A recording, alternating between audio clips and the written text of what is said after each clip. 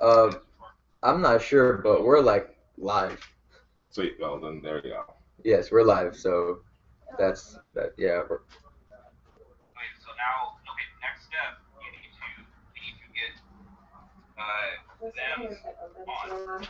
Oh, okay. Well, how do we do that? Yes, it is because it's recording right now. It's recording, so we should just move on. We should just. We'll get. Are you talking? You said you were talking to them. So then, how do we get them online?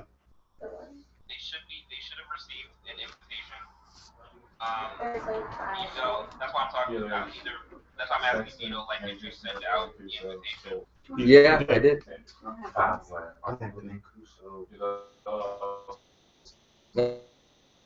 That's what I did when it said share, so I did that, and then yeah. Hold up. Why is it pause? What is that? What does it mean pause? Hey, what's pause?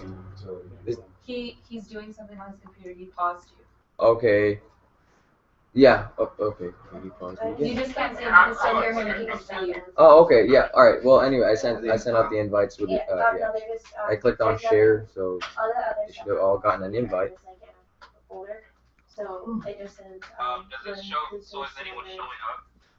No. They should in the lower right there should be like little windows, right, where you can see them. Oh no, I don't see anyone. Okay, another question is, in the window, is there an instructions or is there a direct clause? Can you go up? Yeah, Okay, I got you. okay, cool. Can you invite people? I'll just invite people. All right.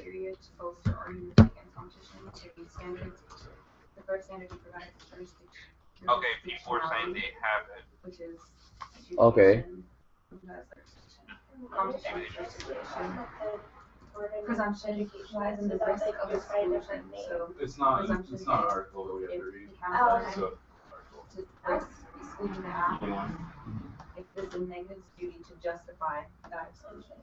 Otherwise, and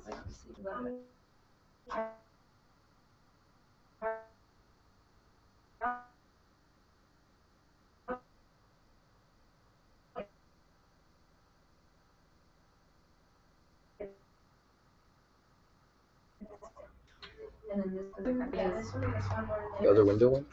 Hmm? The other window? I don't know.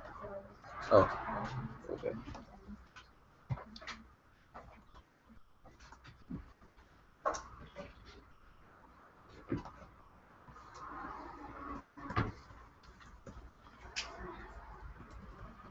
Hey, Vito, can you still send me the link?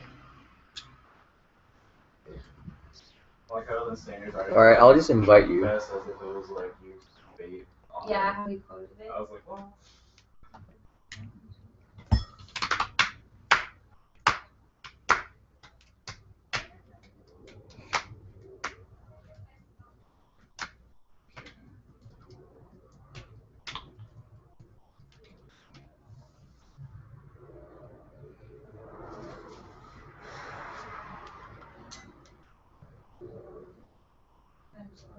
You can.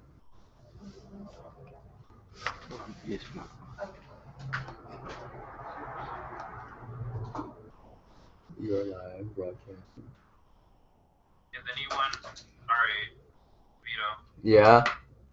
okay, is anyone there? Nope. You currently It's a lonely hangout.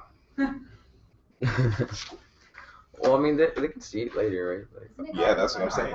yeah, They it's gonna can. be a video. And can't they join in? Did you send him the link so they can figure it out?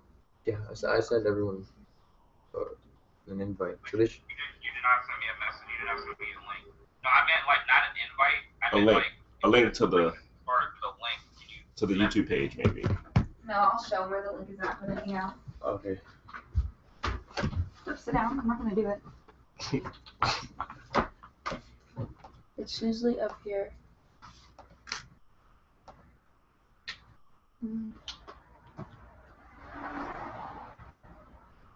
It's usually right here.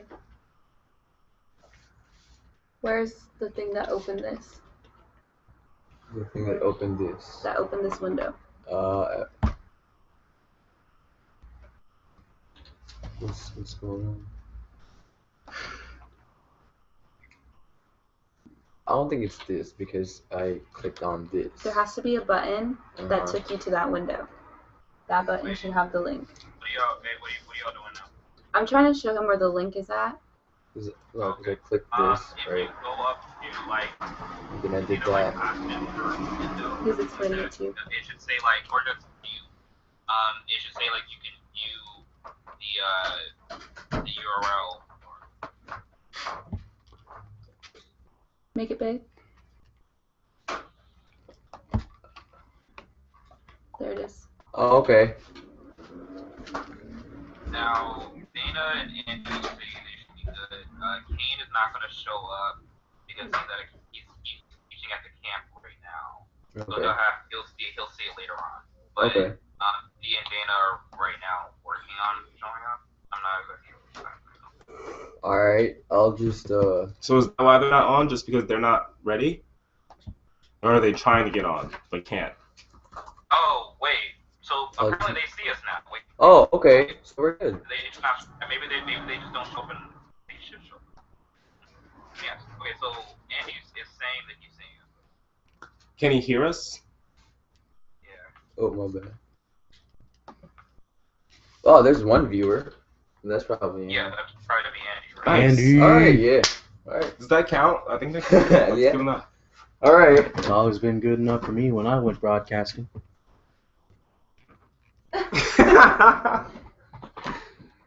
Wait, but will we be able to see Andy? Andy, can... Oh, Hello? we Yeah. can see Dana. Hi, Hi. Dana. Oh, Hello. there we Tom was over there. Oh, wow. Hi. Well, I guess you can't see the debaters, but there are debaters back there. Debaters. Jefferson here.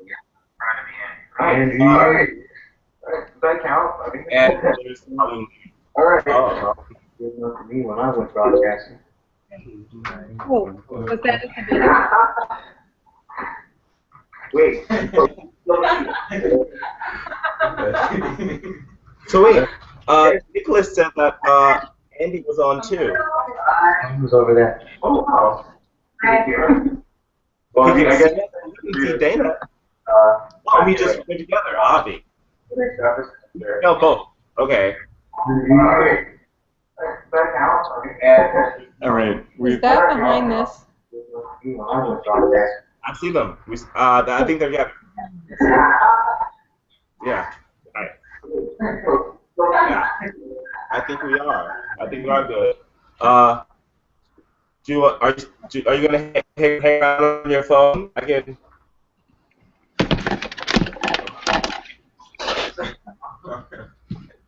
I'm probably gonna go back. I know, right? I don't I'm think gonna we do should that tomorrow. Okay. Cool. Okay, but I think we're cool. We're ready to move on. Thank you, Nick. Okay. I'm gonna hang up now. Bye. Alright. Cool. So, good morning, everyone. Everyone here and everyone not here. I guess we should start today off with like an overview. I don't know if you all had the opportunity to look at the goals that I put on the wiki for what I would like to accomplish and the approach that I would like to take for the next 2 weeks. It's my belief, based on all of my years of debate, that the most essential argument and the most essential concept in debate in general is competition. And so that's kind of why I want to begin with the general focus on competition. And I don't know what that means to you, but to me, it's a very broad concept for forced choice and kind of proving that there's a reason to prefer your argument over another team's argument. So like a very loose sense, it's just a link argument, right? The competition argument is just I have a reason why your plan is bad or why your argument is bad. In a more general sense, it could be a counterplan, where you're saying that the counterplan is a reason to reject the affirmative. But competition comes up in link arguments, counterplans, interpretations on topicality, interpretations on framework, and in many instances, interpretations on theory, and whether one interpretation of a debate is a reason to reject another interpretation. So starting there with competition is what I was hoping to have a broad conversation today. And I don't know if you're going to be around long enough, Dana and Andy, but I'm thinking that we could have like a little tournament at the end of many debates about kind of a role of the ballot tournament, where you each make an argument for an interpretation of debate and why the focus of the debate ought to be that. And the reason why I wanted to have that mini debate is a couple things. First is it forces you to have competition.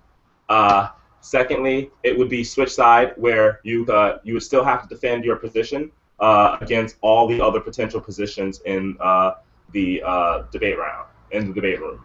Yeah. So you should think about an interpretation and a focus that we should have in a debate round, and it can be broad, completely up to you as to what it is you would want that to be and the advantages of that, and then prepare to compare those advantages versus what someone else might come up with. Yeah, so that's kind of the end game for today. There'll be quick mini debates of just like maybe either 2-3-1 format, maybe of a 2-minute speech, 3-minute, 2-minute 1 AC, 3-minute 2 NR, like 1 minute 2 AR. Yeah. Okay. Cool. So that is a general goal. Oh, the second part after competition is theories of affirmation and negation. The reason why I wanted to focus on affirmation and negation is because so much of debate right now, so much of theory in debate right now is plan-centered and about why and how do we make decisions in debate rounds about the plan. But we're moving away from the plan, so the plan is becoming less important. So I want you to be able to have a strategy for approaching debate that relies on the broad theoretical distinctions between the affirmative and negative that will always be there, right? Whenever the pairing comes out, it will always be set that you're either affirmative or negative, and having a broad reason as to why having a general stance of affirmation and a general stance of negation as principles is good, because what that does is it guarantees that you'll always have competition, right? Which is the key that I've already identified, I think, as to being successful, which is always being able to prove that you have a better argument, no matter what.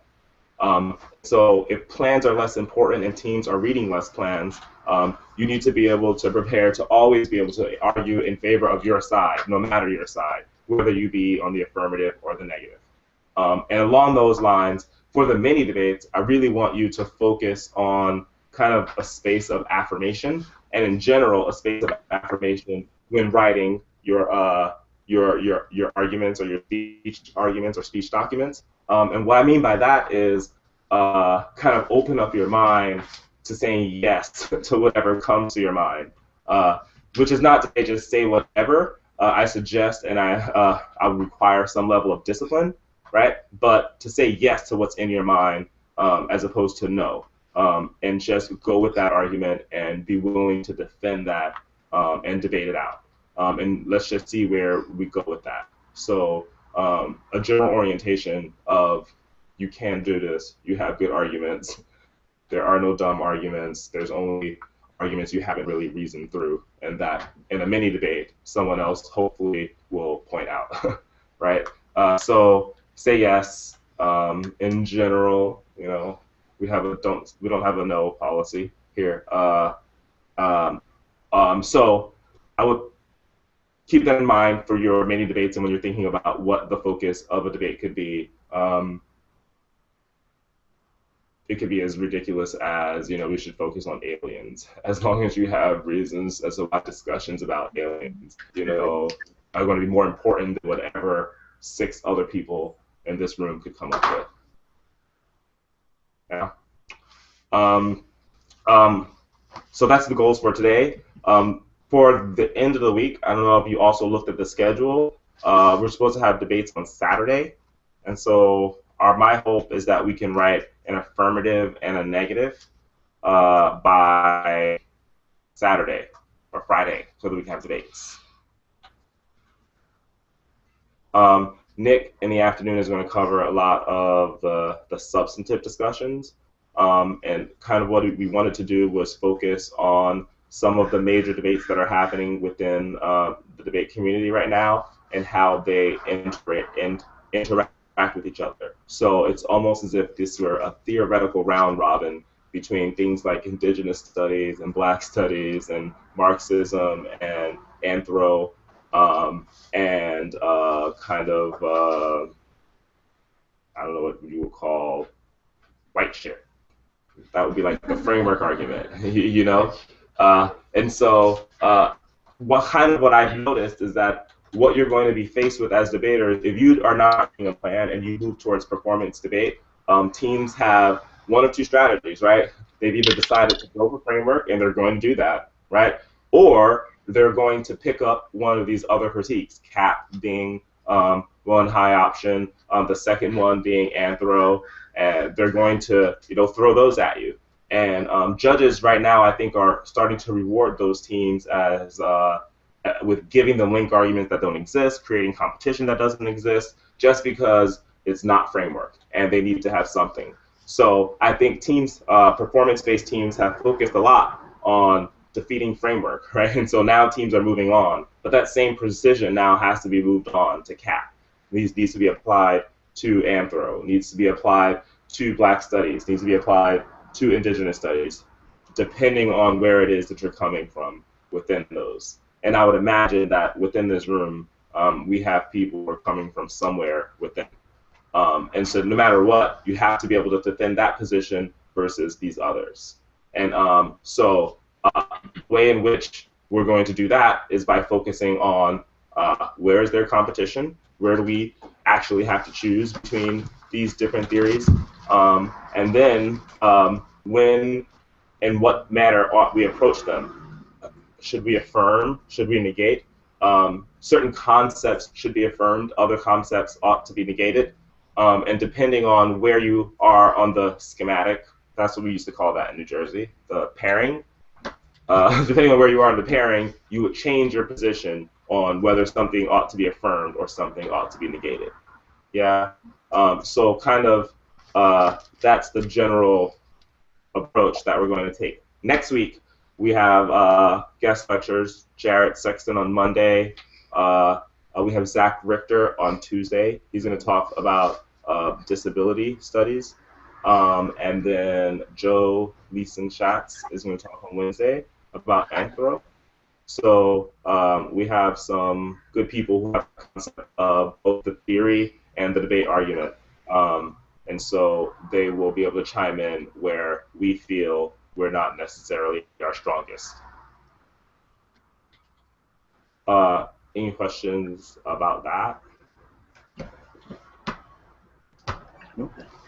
Can y'all hear us just fine? Yep. Yes. Cool.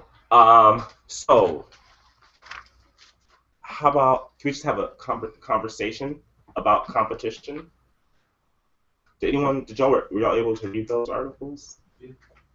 Okay.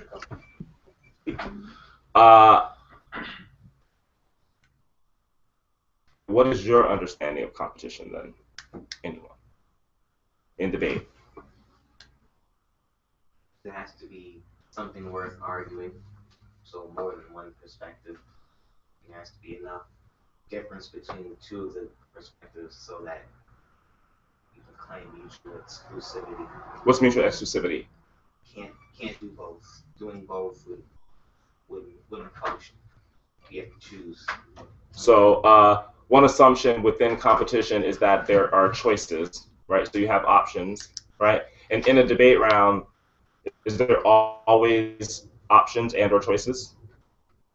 No. Well, I mean, that's the debate we have. That's the point. What? What is the point? To always have choices. To always have choices? Or for there to be a forced choice.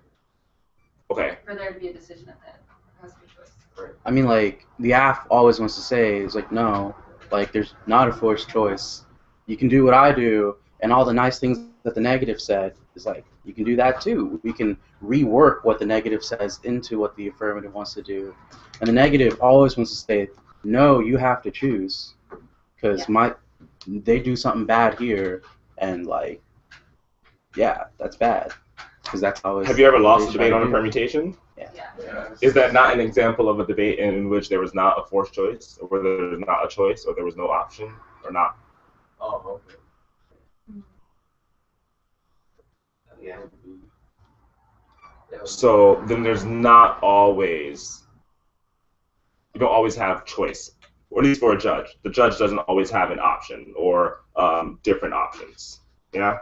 And as Jefferson has pointed out, kind of the job of the affirmative, or the role of the affirmative in many instances, is to try and prove that there is no choice here, right? That you can have both of these things, that you can both have the benefits of the plan or the benefits of the affirmative's argument, as well as the benefits of the negative's argument, right? That's kind of the point of a permutation and the end goal there, which is to say, hey, the negative has not offered a reason to vote against us, right?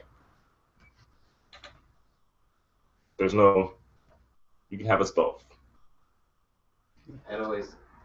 It's like, it was always tough because often you have a choice between the bad option and the worst option. When you're left with that choice, that's like coercion, because you have to choose, but you don't want to go in either direction. What, does that happen in the debate round? Has that happened to you in the debate round? Can you explain it to me? I'm trying to think of an example. Do you remember any examples from that season? Not off the top of my head, because it's typically. I think so. I think usually when you're hitting like straight up teams and they're like, well, this is like at least we can do, like, the state might be bad, but we can still do something good. So like it's not the best choice, but it's not the worst choice. So then they like weigh this like, well, the world's already bad, so then let's try to do something good. So then, like, obviously that's like an example of that. That's kind of a very important argument in the development of debate. That's kind of like the comparative argument, the comparative advantage argument. So that the affirmative always argues that we have a comparative advantage over the status quo. The status quo is so bad. We agree with that. The negative agrees with that. But the plan, or what we do, makes things a little bit better in this one instance, right? So it's like we recognize that it's probably going to be racist. It's probably going to create colonialism. It's probably going to create sexism and do all these other things that the state tends to do. In this instance, it's going to reduce hunger by increasing the minimum wage, as a silly example, right? It's still a potentially good idea, right? And that's kind of why in those debates they're forcing an alternative, right?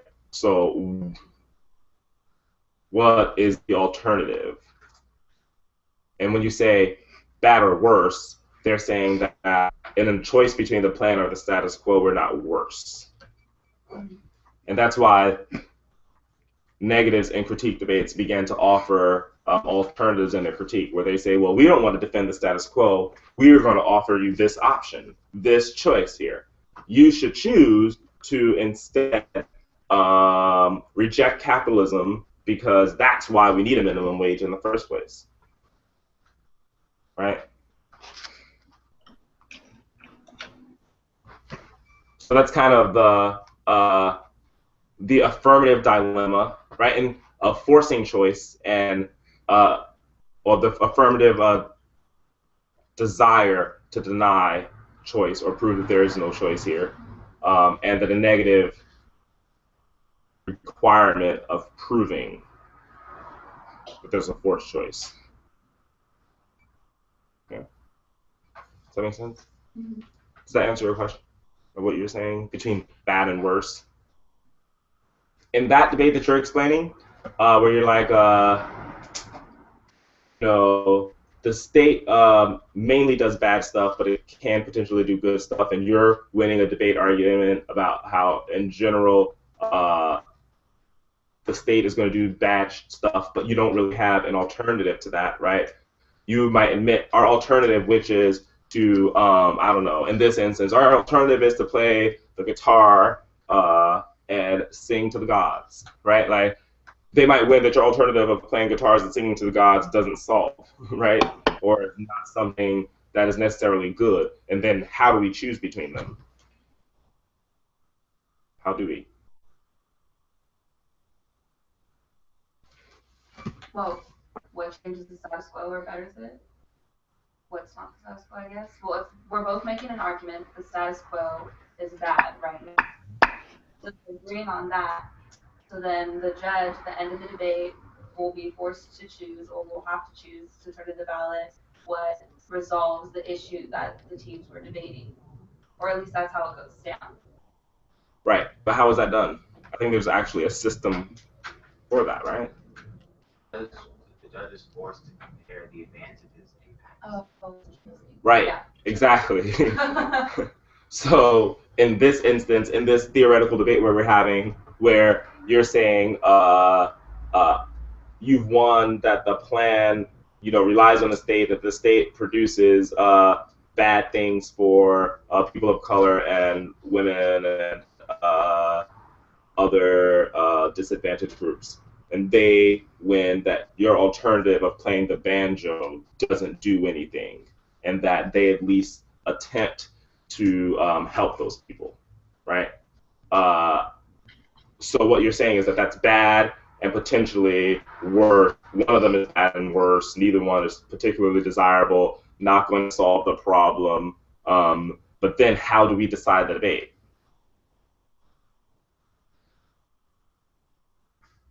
External and internal advantages, or you get the alternative for the plan. So like if the critique alternative like can solve not just, things that are bad with the state, but also It can't solve that. I thought that was our agreement that it can't solve. yeah. Does that tie to the idea of like an impact calculus? Which one would happen faster? Which one would have greater effects in the near term? And doesn't that arguments are often that I've experienced are often even broader than that because we're arguing the effects in the outside world and the effects in the internal debate community. So on an argument like that, Can you not hear it when they speak? Yeah, when the people who are off camera speak, it's hard to hear. Because the camera's facing this way. No, it's because the camera's over there. It's the mic here. Oh, yeah, the mic. Yeah. If you put it there. Put it, face it this way, or? No, put it on those books. Oh, put it on those books. We're going to try and fix that.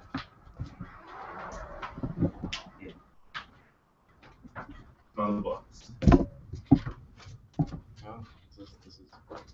yes, So what were you saying? so we're arguing the benefits in both the outside world and in the better? community. So then, No. I guess we have to first No, it's not better. paint. Should we speak louder? Yeah, can you? Yeah. I guess Probably paint the the easier. argument in such a way that the judge then has to decide what's more valuable: a change in the outside world or a change in the debate community, and then the impacts of the outside. And then I guess choose which side is more valued: the outside world or in the debate community.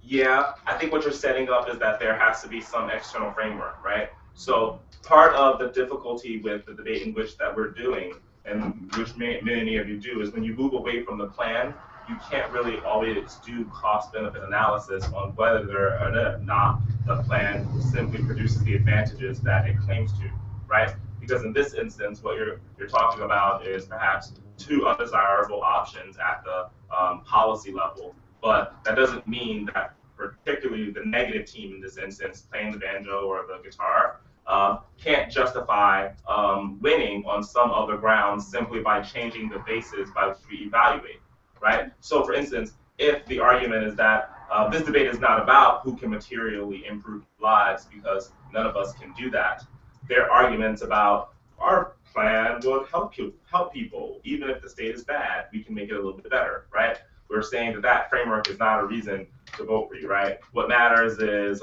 pure enjoyment, because maybe we have evidence about pure enjoyment and jouissance being it, and the guitar is jouissance, right? So kind of now we need to have a debate over how do we determine who wins the debate, right? And so that's part of the ways in which you can create that competition, which is we both can't, both of these things can't exist in the sense that one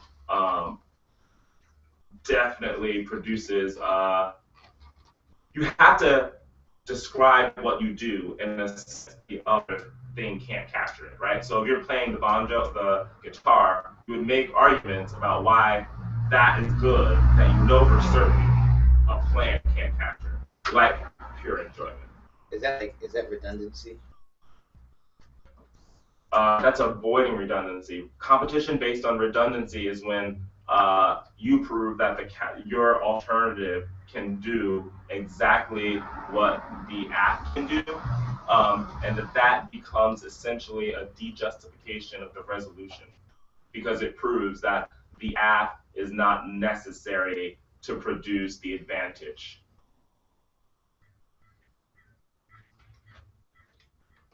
Does that make sense?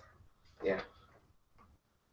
So in many ways, if we were to just talk about counterplans, counterplans and alternatives that claim to solve the affirmative, or picks, if you would, are just intrinsicness tests. They test the intrinsicness between the affirmative and their advantages. You're saying that your app is not necessary to produce the advantages that you're talking about, because we can do something else to do that, right? The most generic policy debate example always uses, you have the federal government fund education, and you claim that that will create all these benefits. But we can have the states do that. There's no reason why the federal government has to do that, right? So prove why the United States federal government should increase funding for education. We can prove that someone else can do it better, the states, right? So that's an example of you can't prove that the resolution or your app or your plan is necessary to produce your advantage. Theoretically, you can't do both of those things, and so redundancy would exist in the sense that the counterplan can produce the same advantage as the plan without resolutional or topical action, or in some instance just without the plan. But redundancy is not a great standard for competition.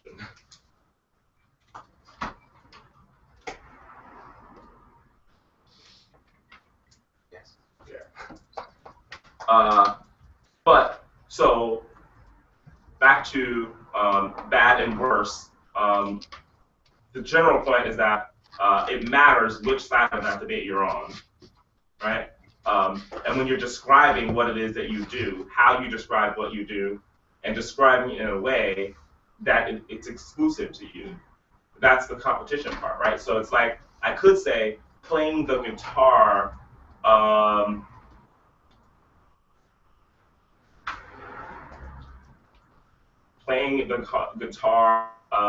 will kind of help me make money. Like, playing the guitar is a good strategy for increasing wealth, right?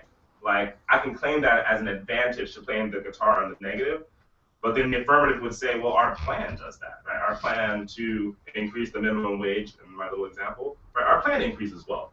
So that's not really a reason to vote for this guitar playing business, right? But jouissance, like just pure enjoyment, or the importance of singing the blues or something is not something that just increasing the minimum wage can do, right? If you combine that then with a framing argument as to why preferring something like jouissance or singing the blues, then you have an argument. Competition.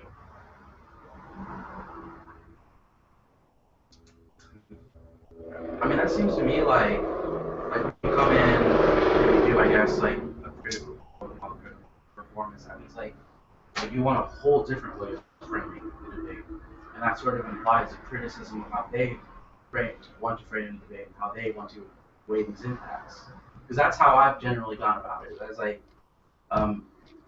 we're not doing this, but we want to play the game a little bit differently. And, are you suggesting that ultimately what you're saying is that there has to be a disadvantage to what the other team is doing? yeah. Yes? Yeah, I mean, that's, I guess. Because, I mean, it seems, when you talk about, like, playing the guitar, like, as a response to the app, or in the negative speech, as, I guess, the alternative, like, that implies, like, a whole different way of looking at, I suppose, impacts. And a different way of doing, I guess, impact calculus. And even that, saying that just sort of feels weird. It's like, jouissance, I guess. Right? Well, to the extent that what you're doing is performance-based debate, and there's some distinction between what you're doing and the normal plan-based debate, it is true that it includes both a substantive critique and a critique of form, right? And so in the demonstration of the form, you're already making a political argument.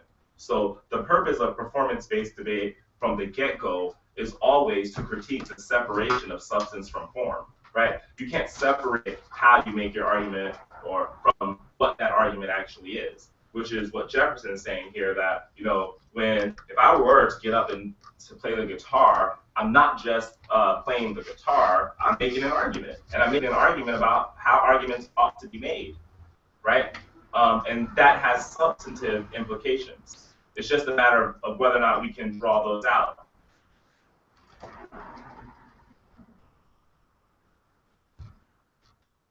That's a pretty big argument that filmmakers were having in the 60s and 70s. Tell us about it. I mean, like, naturally in the 60s and 70s, you had that explosion of, like, all these revolutions around the world and all these student protests. But there was also a growing number of young filmmakers who just said, well, the way that we go about making movies and the way that the language that, like, is told, like Hollywood, like, that's not a good way of expressing, I guess, politics, or a way of doing politics, because they wanted to politicize filmmaking. And so instead of doing the realism of Hollywood, whereby we get sapped into, I guess, drawn into, like, the world of the movie and the sort of self-contained escapist fantasy, they wanted to instead reply with a sort of form of modernism, and they wanted film to speak a different language in terms of how editing, music, and images come together. So it gives, like, a very different feel. So instead of like, I mean, a lot of this is very, like, insular, and a lot of it was like a conversation between artists, and it feels weird at some points, but functionally it was, you can't separate the actual form of film. So some people wanted to actually say, hey, this is a movie, and they'd always overemphasize, like, film stock, et cetera, and the materiality of the film. Others would have different methods. I mean, the film methods were pretty weird. All of them seemed different, but they all had the same notion of emphasizing form, emphasizing that. It was like, that's not separate from politics. When you say form in the context of movies, what do you mean? Like, basically, like, most movies have, like, a different, like, there are certain looks to movies, like Spielberg. Like, when you watch a Hollywood movie, like, that has a way of looking, right? And that has a way of telling a story. But when you watch, like, in our film, like, that has an entirely different way of presenting a story, and generally will have a different way of editing and sounds, so that some people might favor, instead of cutting up a shot, they'll just leave it just leave it as, like, one continuous shot, you know? But if that happens in Hollywood, it generally wants to be like, no, it needs to be invisible. What we call this style of invisible editing, because it doesn't want to call attention to the fact that it's a movie, because it wants you to believe in, like, this whole set world within the movie. Right. So I guess what I'm hearing is how one produces a movie, how one makes a movie, from the details to the editing, the way one tells a story, the type of lens one uses, the type, temperatures. all of that implicate our political decisions and implicate what it is that we're viewing. And that some might try to reveal that or remove that from the analysis, which is in a debate round, I'm going to remove who I am and who you are and just focus on the content of my argument. Uh, as opposed to saying, well, all of that matters. Who says what, when, how you did your research, how you came to this argument, how you delivered this argument. That's my phone. So I'll just... Yeah, Brady.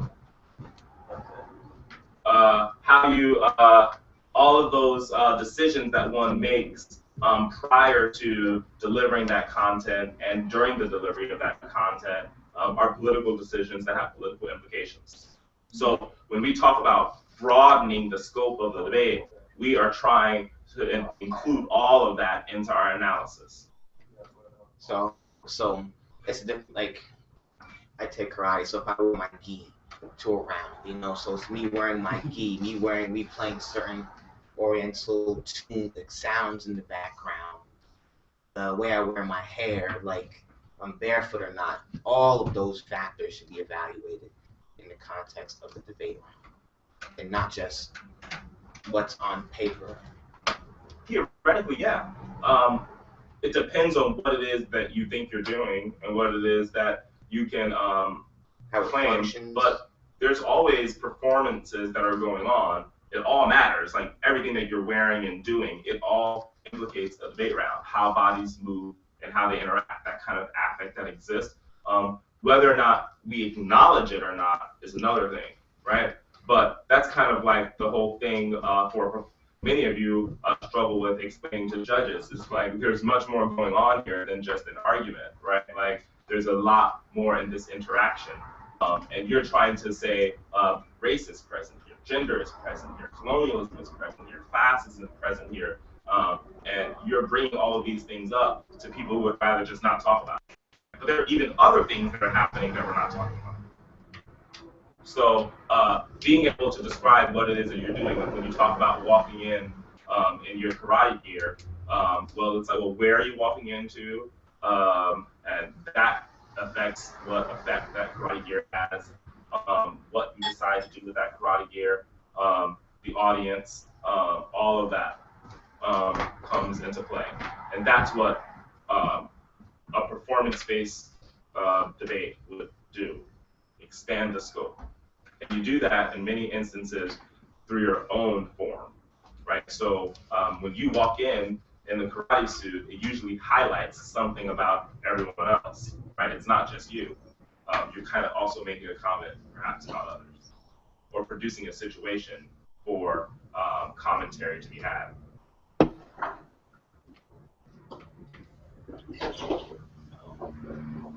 I guess piggyback on that same example.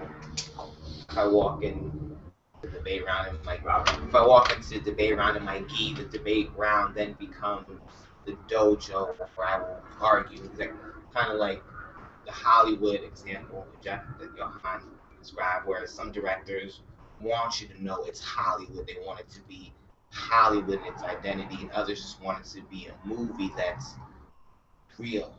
So you forget that it's a movie. You just embrace the experience. The difference, the fully immersion in the experience versus just. If you wanted to walk into a debate round and be Hollywood, you can totally do that, so long as you have a defense of Hollywood. Like if you think that that's either that's necessary for you to articulate your politics, or it's an important politics to articulate, you should go for it.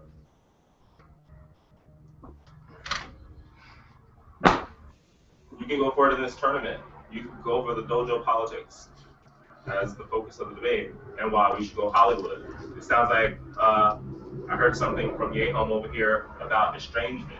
These are all kind of approaches that one might have towards policies that could open our imagination to who knows what, right? And it seems like we all have different interests, right? And there's something to be gleaned from that. There's something that can be applied to politics and policy action that we have to bring, right? That's what we do. And so as far as I'm concerned, when we're talking about the resolution and what is the resolution, we're creating that resolution, right? We're deciding what the resolution is through our performances in these debate rounds and through our discussion of the topic.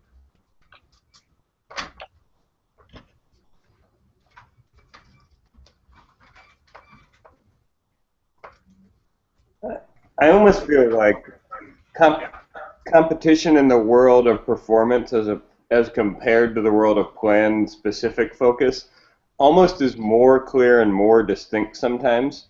I think that a lot of competition in the old plan-focused day was forced and contrived almost in a way, because unless the policy was very specific to each other, there was no actual competition between the two of them.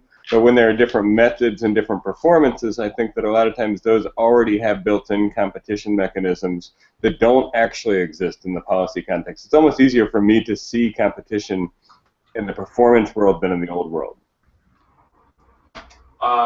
Do you think that that's because there's more emphasis placed on the body? Because to me, it seems that in performance-based debate, there's some level of forced competition because you're saying what you do matters. And once you begin to introduce that into the debate, it seems to already create a distinction between you and the other team and a line that should not be demarcated in the sense that if what matters in this debate is what you do and you didn't do what we just did, you can't permute it. Yeah, I mean exactly. I think that because I think that there's disad and advantage generated off of the performance instead of just off of the content. Right. So when Wes was talking about walking and with in the karate gear, that's a performance, and it both has advantages to it. Like there's a reason why you do it that I talk about. Like maybe it has some psychic effect on you that's important, you know. But then there's also that's why I asked Jefferson, well, why should others do it? You're talking because in it is a critique of those who are not doing it, and so you're offering up, you know, like not being in karate gear or not taking this Hollywood approach is problematic, right? So that's my form. What it is I'm doing is a critique of your form. There's a reason why Jefferson, for instance, might want to go towards anime and using that as an analytical tool. There's something that he gets from it that he wants to explain to others they could get from it, and the world could get from it. Sarah Ahmed in Being Included talks about like the performance of like bodies of color within white institutional spaces. Specifically, she's talking about academia and like diversity work.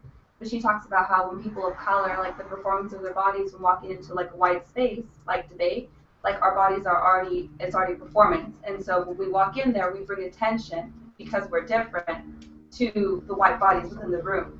So it like points it out. So I was thinking in like similarities to like some of the queer indigenous reading that I've been doing for two-spiritedness.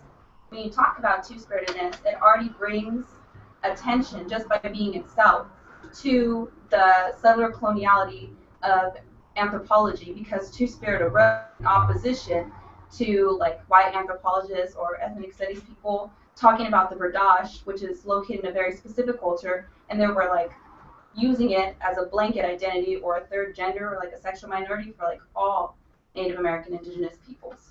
So that's kind of how I understand it. I'm gonna get water. I don't know, that was just like adding to like what he was talking about how when what you do already points out something that somebody else is doing, it's already critique of it before you even critique it. Just by you doing it, you're critiquing them. By changing your style, you're for it. Yeah. Performance, there's always going to be some sort of competition because other people can't do the shit that you just did, right? So at the point, what does the perm look like? Like, what does the perm for a debate in which both people have something that the other person can't do because they literally just didn't do it. Right. So it's like, how does the permutation function? Or what you just did brought attention to what they were doing and why you did that. It's weird. I don't know if it's the lid of the glass. I promise, by the way, this is weird. and not wide. It's better than what it was. It's better than what it was? Yeah. Oh. So it does taste weird. Did you use brown sugar or something? Cane sugar. Yeah, that store-bought cane sugar.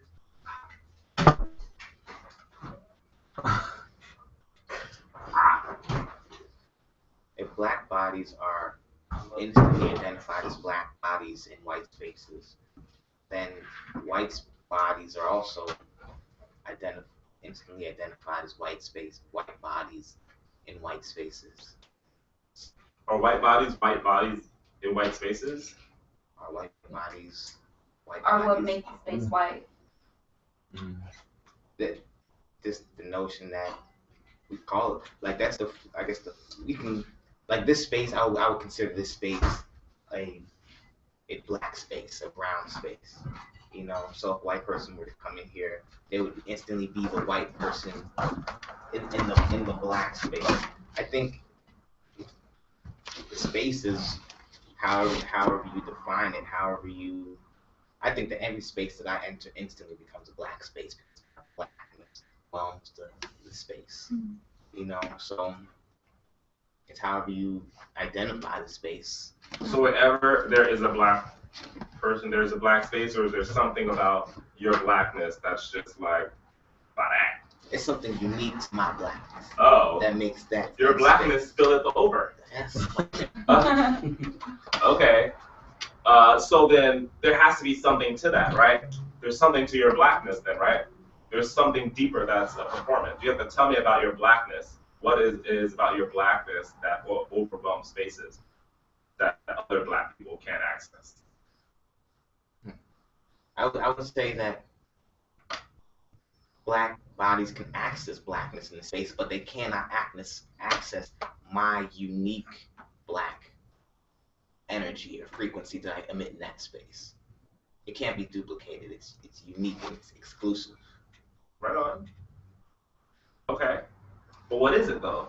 What is it? Well, because it's something you had just identified that one advantage to whatever it is that you do, even though you haven't identified what it is that you do, has the effect of commanding spaces, right? So if we're talking about in a performance instance and we're talking about it in a debate sense, we need to know what it is that you've done and how and why it produces that advantage, right?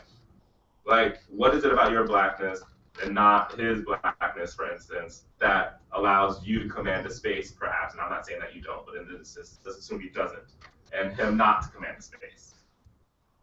Did I just hear it? Or not? Choice. Choice? It's an attitude. You know, if I go in, like we talked about the meditation and prayer yesterday, if I go into a space with the idea that I'm already going to overwhelm this space with my energy, that's the choice. That's the attitude that I'm bringing into the space. But aren't you asking how did you get to that attitude, into that space? Like when you describe your background and the fact that you're so active in your community, and then the fact that you have African heritage, you are African, right? Okay, so that ties into your confidence and your attitude, because you are tied to your culture very closely, and whatever your culture has raised you and brought you up as, that can influence your attitude. And so that's what I was getting from you. Like how did you get to that attitude? How did you get to that This point? is the conversation, right? So it's like these are those things that may or may not be there. So when you say, I just have an attitude, you don't seem to have an awareness perhaps of where that attitude might come from. And so here we have Ardeb offering that critique from the outside, although not really a critique in a bad way, but say, well, perhaps it's tied to this, that, or the third, right? Now we have a little bit of a debate going on. I guess the way we did it last season was we would start our speeches with a confrontation of our privilege. We would close our privilege as why we're able to access the space the way that we do, and then we would request that the other team also confront their privilege, so they have this the same, I guess, level. I don't know if we articulated this way last season, but the same level of access to the advocacies they're petitioning for. If we both confront our privilege, does that give us equal access? Like if you're like, oh, I have privilege as a male, and I have privilege as like an able-bodied person. It's one of the, it's if we have we Are we not equal? when we outline privilege as a necessary prerequisite or confronting that privilege as a necessary prerequisite or standard, it may not necessarily put us on the same on the same level, but it brings us one step closer to being on the same level. And if we're striving to at least be in a position where we can argue on the same level or in the same plateau, that just brings us one step closer. Time out. Are you sure that this is coming from the snowball? Did you connect the input to that? Mm-hmm. Okay. Maybe it's pointing the wrong way. No, he's just not. He's It's just not letting speaking out. loud. We can hear you. I was just playing with the volume. Oh, sorry. Oh, okay.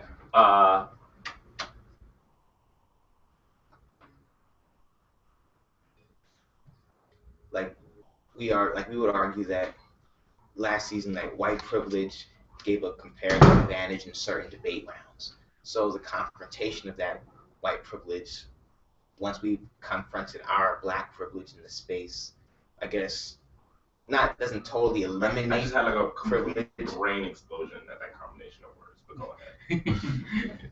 No, you please go ahead. I can't.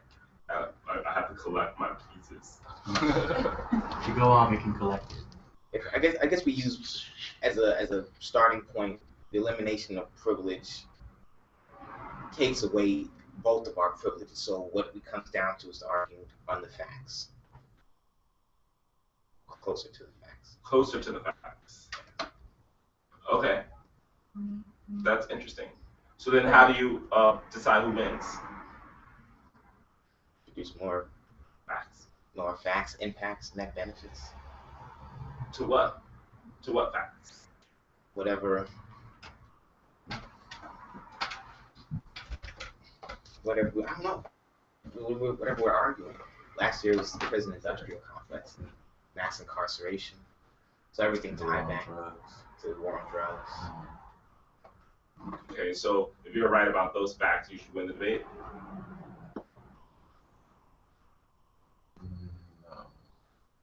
If we're right on those facts,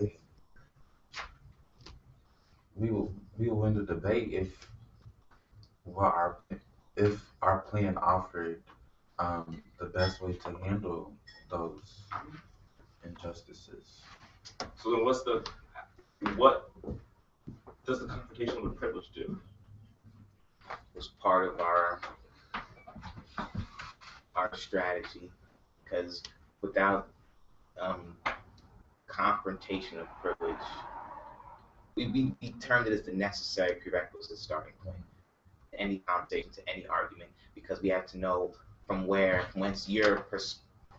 you came from to your particular advocacy, or how you got to that position.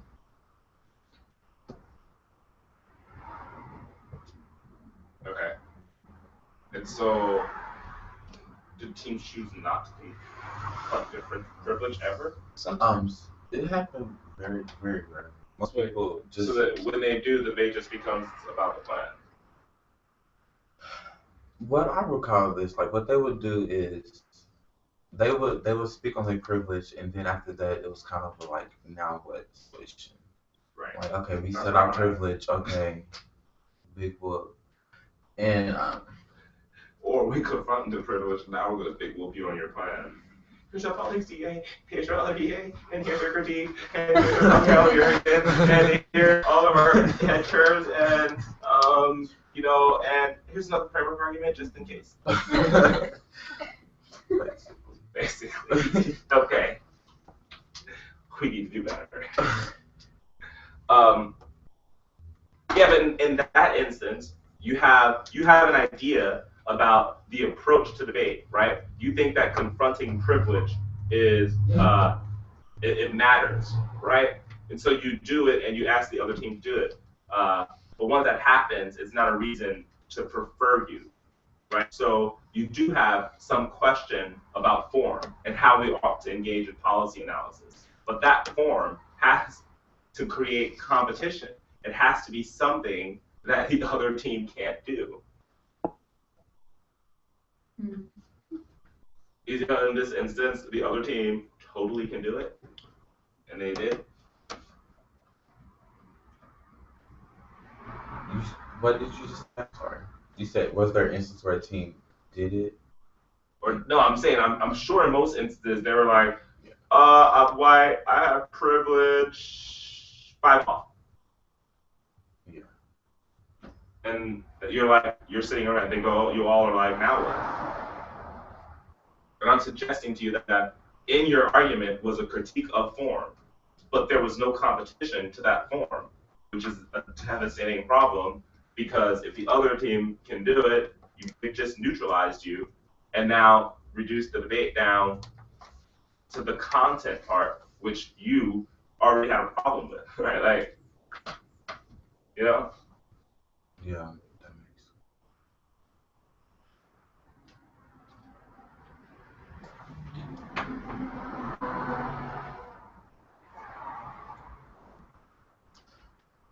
Using our example, how would you have created competition? Could create competition with? Well, we'd have to have that conversation about privilege, I think. I think important to most performance debate is research, right? Like, I still think that that's incredibly relevant. So it's like, I think you probably have more to say in this instance, or you ought to have more to say about privilege than you just have to acknowledge it, right? One of the things that we could probably agree on is that not all privilege is the same. It's not like we can just come to the table and say, I have some privilege, you have some privilege, we have some privilege, now let's eat, right? Like, that wouldn't make sense. And in this instance, I could disclose something, like if you're just asking for a disclosure of privilege, we're not having a discussion. We don't even know if it's authentic. Not to say that someone would lie, but not authentic is a bad word. It's not a full disclosure, right? For instance, we went on a list. He said, we had someone say, I'm privileged Black person, I'm privileged as a man, I'm privileged. I said able-bodied, or I could say I'm privileged as a person with a home. Right? Like, there's a whole bunch of different privileges and different things that one could disclose that does not get to the heart of what it is that, you're talking about or you might think is relevant. Just a disclosure of privilege without a further debate about how one ought to discuss privilege, how privilege operates, and how that disclosure implicates the substance of the debate as far as what arguments were made and not made. But you would also need to be able to say things like you said to him, like, it's not just your attitude, homie, it's the culture, it's the access that you have to political office. All of those things, are relevant, and that's something you would not have disclosed. That failure to disclose is relevant to this discussion, right? Yeah. It seems like in that example, too, there's a difference that you could get from confession of privilege and confrontation of privilege. What was that? Confession versus confrontation? Yeah, confession and confrontation of privilege. Between the two? Well, yeah, I mean, it seems like a lot of the instances that you're describing are instances in which somebody is confessing their privilege, not confronting their privilege, right? So if somebody gets up and says, I have this privilege, that privilege, and the other, that's not a confrontation of it. That's hey, I have this. I imagine that if we asked these Louisville debaters what happened in these debates, whether or not the other team confronted their privilege or confessed their privilege, they would likely go with confess. Right. So the debaters usually, say, okay, we'll do what you say, and then proceed on. So yeah, which is to say that again, you're probably demanding more. So you would need to have some discussion about how one confronts privilege. And how do you do that? You'd have to have a better discussion about your own confrontation, right? So that's why your performance then matters. How you confront that privilege is a demonstration about how privilege ought to be confronted, and it highlights the inadequacies of their confession, right? That's why your form, the form of your presentation and your argument, has to function as a critique of the other team's form and substance. So if you're telling me right now, when you said, I might get up and then say, I confront my black privilege, that tells me that you have not thought this fully through about what you're willing to accept as a confrontation and what needs to be laid out. To draw this a little bit more from last season, what we would, I guess, do it, how the arguments gained this momentum, I can't recall exactly, but we would come down to how congressional decision makers have a great degree of privilege over the people that they're governing, and our confrontation of privilege in the debate round should mirror how our elected leaders should confront their privilege when they're making this decision, so they're not making this decision. It's a privilege to make decisions over bodies of people and not just yourself. And how we would say that like policymakers must confront this privilege in order to be better advocates for people that they are governing. Mm-hmm. So it was one of those mirror things where the way we confront privilege in the debate round must also be the way our policymakers confront privilege and understand their privilege so they can be better decision makers, bring more relevant actors and ideas to the table, not just. Now that he's talking, I'm realizing what we didn't get across last year in our debate rounds was, like you said, how to confront privilege. And now that I'm thinking about it, like a confrontation of privilege, like for white privilege, for example, in the article, I forgot the article specifically, but in the article, it states that it's not enough for a white person to be like, oh, I'm against racism, so I'm not racist. But since you're complicit in that racism because you have that white privilege, you're still racist because you benefit from the racist system. And so the confrontation of... Well, it's not necessarily that you're a racist, but when you're having a conversation of privilege, you're definitely talking about things that might accrue to someone independent of what it is they do, right? So yes. It doesn't require that you activate your whiteness. Just by living in that skin is something that's relevant, right? It's something that you benefit from. And so part of, I imagine what confronting that privilege would have to require is that you account for the privileges of whiteness in your analysis, right? So if there's no connection in the sense that I have anything that accounts for the fact that there's a world out there that is underprivileged in racial ways that I may not understand, then you have not even began to confront, right? Yes. That makes sense.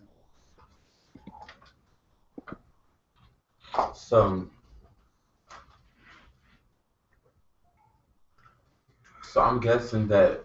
I don't remember why I said that. That is to say that you don't have to prove them to be racist to prove that they have white privilege. Okay.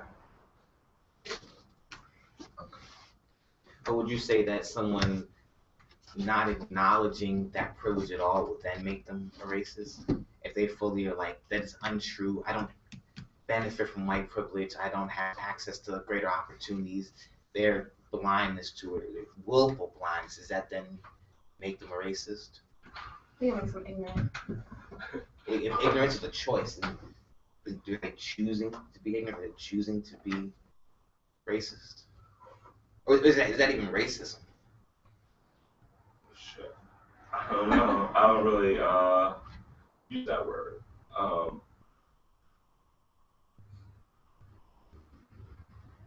I feel like racism is kind of this big catch-all.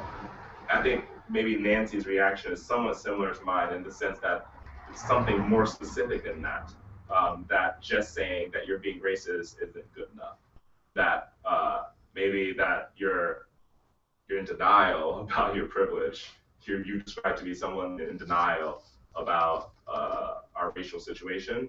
I guess that could be a racist. I guess that makes but them complicit. Yeah. It makes them complicit in racism. I don't know. I prefer to the specific. Like you're this kind of racist. Yeah. You're the kind of racist that denies the existence of racism. Yep. I guess could you make the argument that that would kind of contribute to racism? Because the people that like willfully deny that there is like an uneven ground can assume that, well, you are in that position because of your own fault, not because of like the historical situation that brought you here. So could that lead to it like we treat you this way because you're just like lazy or you're just stupid? Absolutely. Of course, I think that it results in racism. I just opt for the more specific explanation of the type of racism I'm seeing. And then what you're describing is someone who's denying the existence. So it's just like,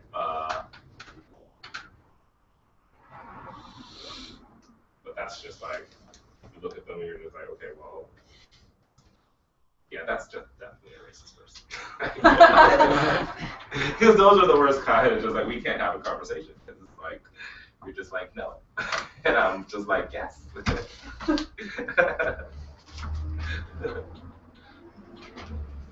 I'll go with that.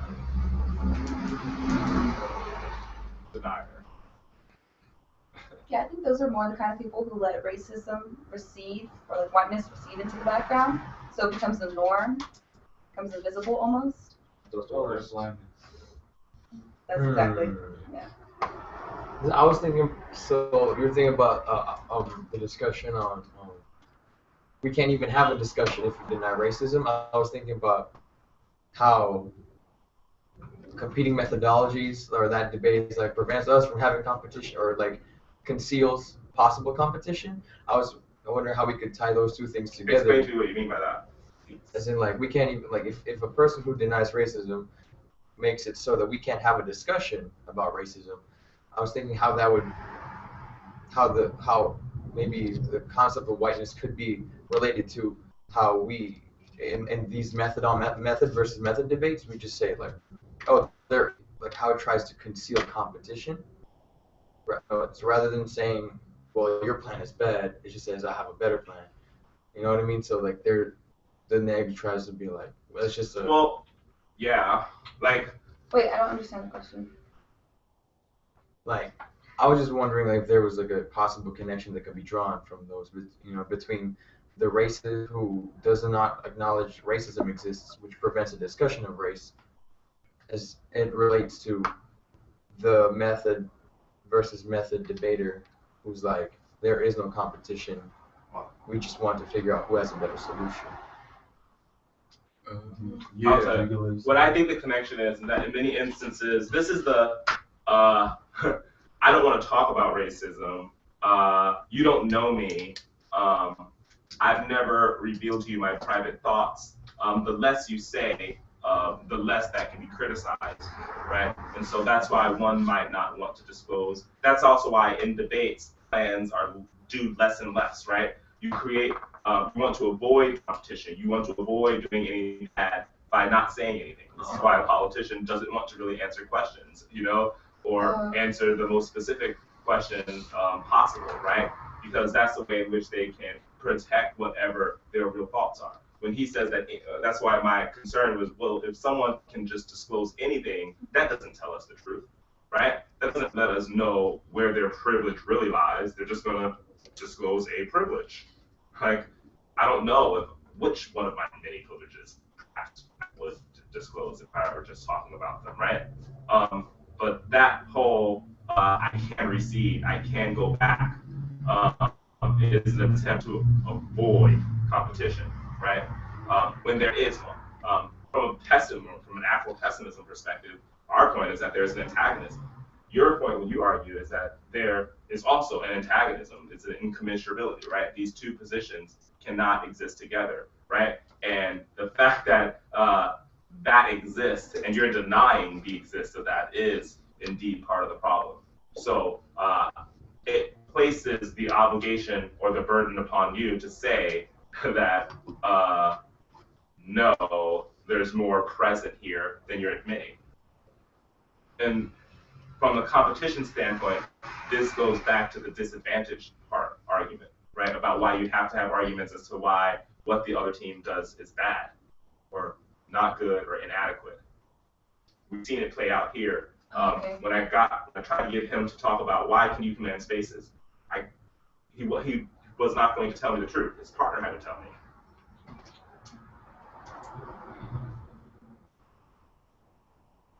Which means his partner had to make link arguments. You have this.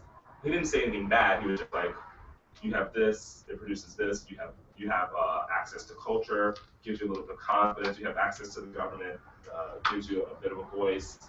These contribute to your belief that you can command a room. He had to bring that to the table.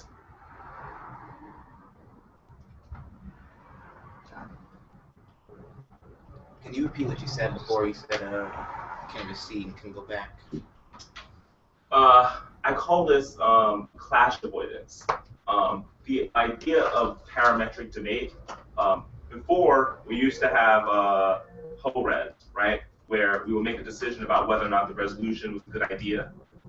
But once we began to move away from whole res and the affirmative only had to come up with an example of the resolution, they began to defend less and less. And so the idea is because I do less, the least amount possible. That's why the plans are as short as possible. They use the least amount of words possible. They're as vague as possible, right? All of that is to avoid links, right? We don't do anything, right? When we start talking about affirmatives, that's the way we want to write our affirmatives. We don't do anything. We don't really say anything about anything, nothing too complicated, nothing you can disagree with, because we want to avoid clash. We want to avoid competition. We want to avoid saying anything that the Marxists would find offensive, anything that the feminists wouldn't like, anything that the GD collegists wouldn't like, right? So we want to avoid clash, right? And that's what affirmatives will do. And that includes, in many instances, not being honest about the full situation, right? Not being honest about the assumptions behind the plan, right? Not being honest about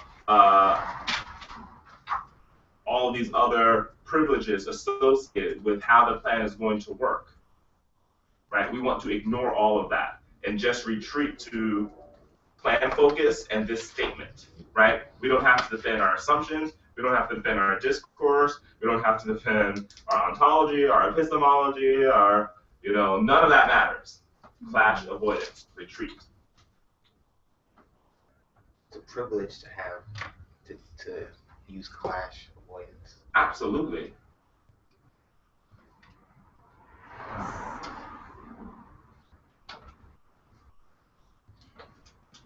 Do affirmative efforts at clash avoidance create competition for the negative? Andy asked if clash avoidance can create competition for the negative. In the sense of maybe what Arnev just said, in the sense that it's a link argument, right? That question is, can you create competition? It's a link argument in the sense that it's an exercise of privilege, right? So there is some competition to the other side. Perhaps it's not relying on that privilege, not attempting to avoid clash, perhaps embracing the antagonism and using that as their kind of position in the debate to highlight the privilege of clash avoidance. I think the clash avoidance argument is a good justification for my theory of competition, which I like is just like plan in the form of performance, which is that it shouldn't necessarily be the obligation of the negative to prove the plan or the act of that idea, because that encourages the act to retreat. right? If we have to run after the app and prove the plan to be a bad idea under a plan-focused framework, then we'll always be chasing them, and that's a problem, right? Under a performance or plan framework, we can always present our option and claims that and claim that it has bigger advantages. So this is a good segue for our transition into our mini debates, because what a plan framework would do is it would require you to pick the biggest plan and the best plan and claim that we can solve for the most, right? Because this is something that the affirmative can't solve for, and it would penalize affirmatives for doing small things, right? So in a plan world, say under this topic, a strategic team might want to be squirrely and only legalize the sale of kidneys in the United States, right? That's their plan, right? It doesn't link to that much. It might be a good idea, but what if the negative were like, okay, fine, we will defend legalizing everything in the resolution, right? Like, and we'll defend that, and we'll defend that it produces more advantages. And it's the job of the affirmative then to say that their plan is better, right? That discourages them from starting from a weak position in the get-go. And how does the negative, like, kick back the perm? I'm suggesting there is no perm. Oh, okay. There shouldn't be allowed to be a permutation, right? Permutations, the reason why we have permutations is because the plan is the focus of the debate, right? So the permutation is an intrinsicness, essentially, to say that this counterplan is not a reason, or this alternative is not a reason to reject the plan, which is to bring back the focus on the plan. You have to have a disadd to the plan, right? And that's what I was encouraging you at the top of this discussion, which is you always have to have a disadd to the plan if you want to really create competition, right? That's what a permutation does. It forces you to have a disadd to the plan, and that's the whole point of it. You can't just go off topic, right? You have to prove my plan a bad idea. And what I'm saying is that the reason why that's bad is because it allows for the affirmative to engage in clash avoidance, right? You would want to make your plan less and less significant and more small in a world in which you can permute everything that you don't do or you could potentially do, right? So that world where you're forcing the negative to come after you, I'm saying produces bad debate. And if we had a framework in which the affirmative was not allowed a permutation so long as the negative offered either a topical option or a performance, that there's always choice, then that would encourage teams to choose bigger arguments and have bigger debates.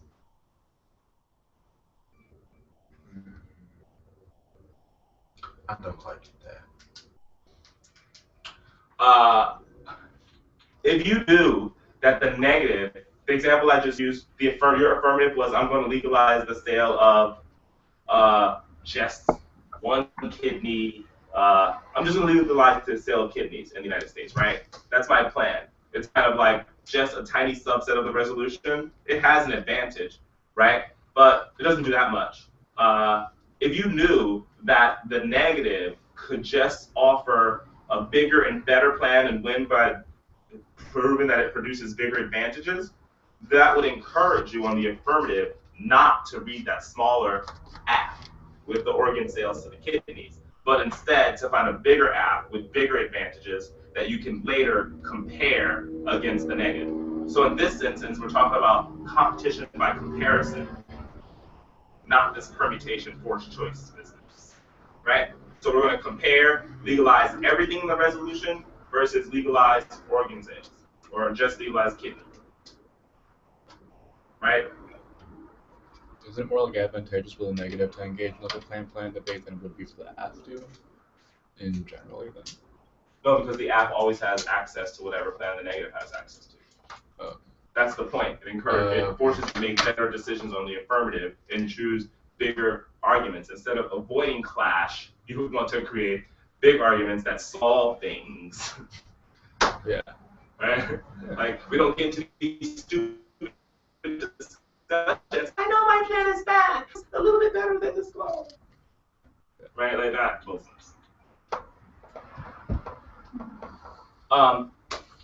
Dana and Andy, Yep. are you there? Yep. I was thinking of having a break and then having mini debates after about what the focus of debate should be. And I was hoping that maybe y'all could judge with me because it's going to be a full tournament that will have winners for. Yeah. Sounds good. So how long do y'all think y'all need to prepare? I think we're going to do a format of 2-3-1. So a 2-minute first speech, affirmative speech, a 3-minute negative, like 1 in C, 1 in R. So it's kind of like a constructive and rebuttal. And then a 1-minute 2 AR. Okay. That's small. Okay. That's right. The debate is, or the resolution is, the focus of this debate ought to be whatever, X.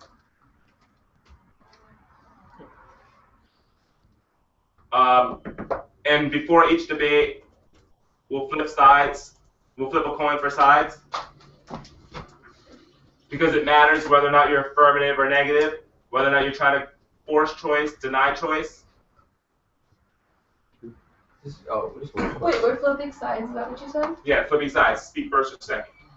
Oh, but it doesn't matter what we're And then because Neg just has the one whole. speech, Okay. right? Huh? Neg just has one speech, right? Neg just has one speech, so it has to be a constructive and a rebuttal. You should probably think about both attacking their interpretation and building up your interpretation. Yes? And so the point is that from the outset, it would behoove you to have the better argument from the beginning. Yeah? how long. So come up with the best interpretation. Yeah? A question on the plan framework. Uh-huh. So what if, I guess we're looking for a bigger AF would work under the presumption that I go into a debate, the neg is also defaulting to a plan framework.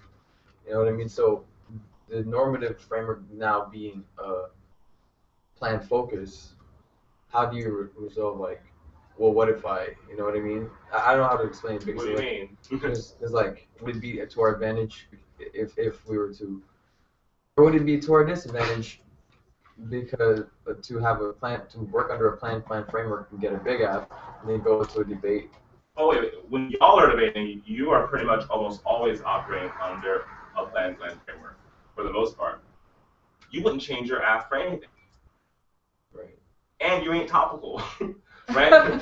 Like, you've already chosen your best argument, right? You will put that up against everything else. And that's the purpose of this camp, right? If you're going to be arguing for in theories of indigenous studies, right? That's going to be your shit.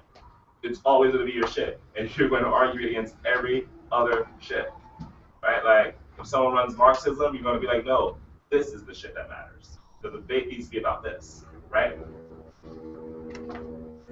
That's my point. We already do this. You just got to be better at it. Okay, so how long do you need? It's not that long. We're at 10:55 now.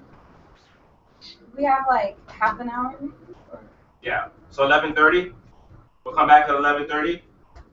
Yeah. Yeah. Y'all winning. Okay. Who said that? What you say? Just kidding. And then I want to set this up over here for y'all. Yeah. So they don't see y'all.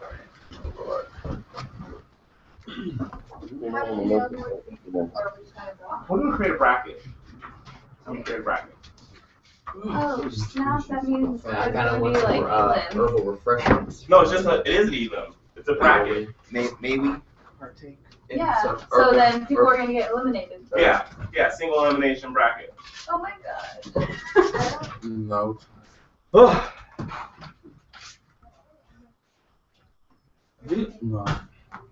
How many people do we have? 7? Yes.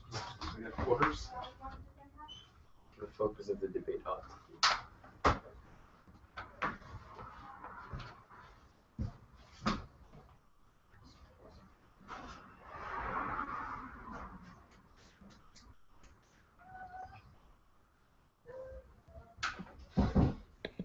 Yo, what's good, Vito? Hey, Jesus, what's up, man? What's up, man? How you doing? Good, good. Yeah. Hey, you there? Hey, what's up? Hey, Rashad, Yeah. are we still live? Yeah. Yeah, we are.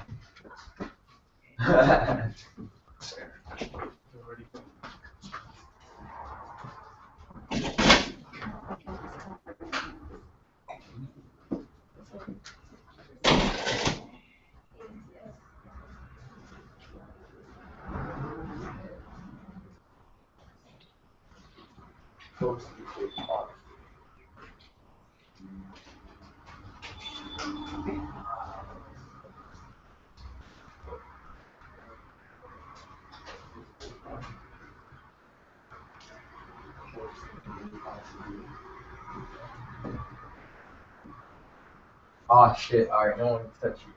Don't touch me, you shit.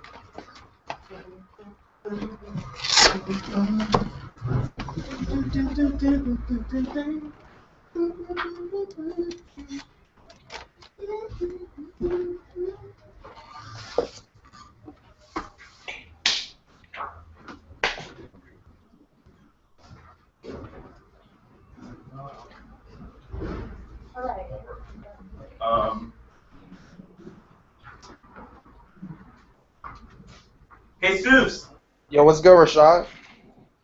do you want to enter into this little tournament here?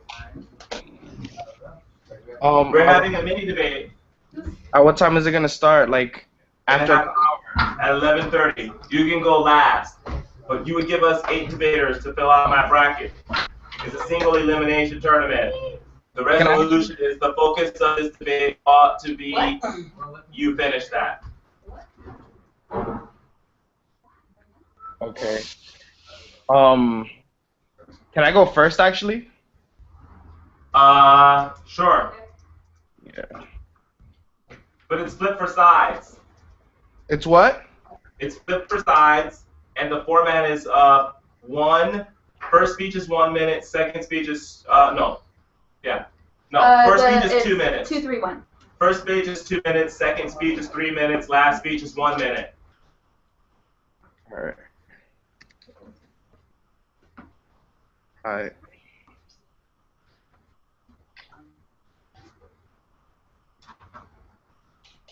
Got you.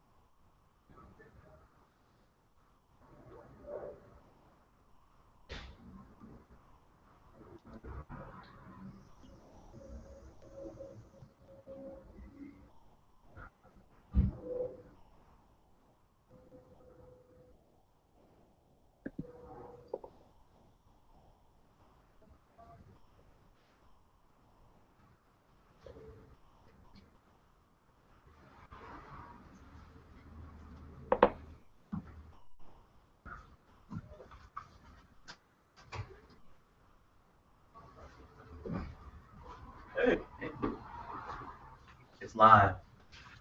Wait, what? We're live. Where's everyone else at? They're preparing for the mini debates. Shit. Where's the camera? It's right there on the table. Our chair. What's up, everybody? What up, Nick? Hey. How you doing, man? I'm good. Oh, shit, so is everyone in their rooms, or?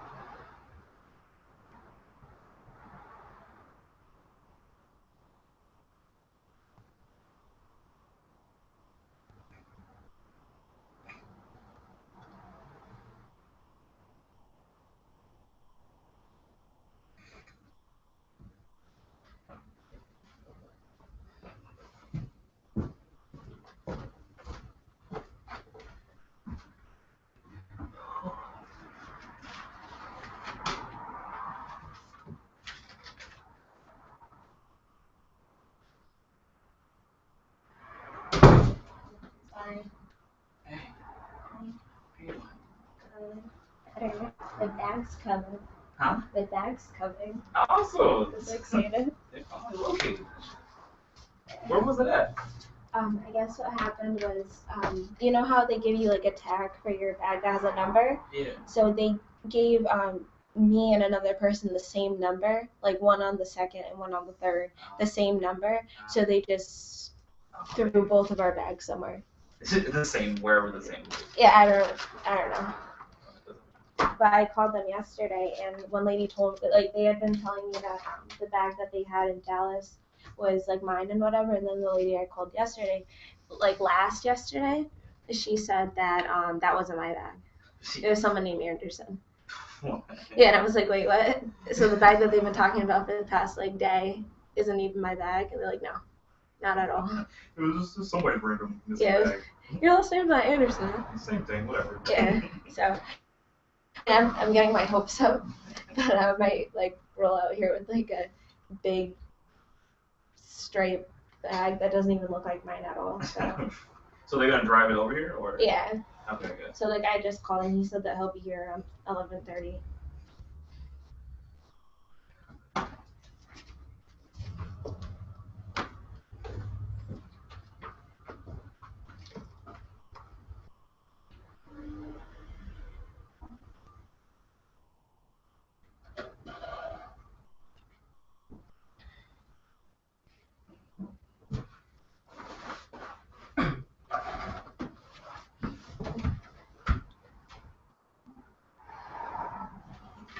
Did anybody see? I left my charger here. What kind of charger My is it? computer charger. What kind of computer do you have? It's a Mac. I didn't see one.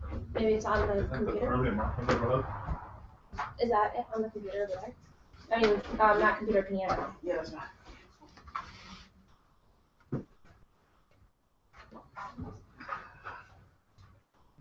How's it going? How's it going? Good.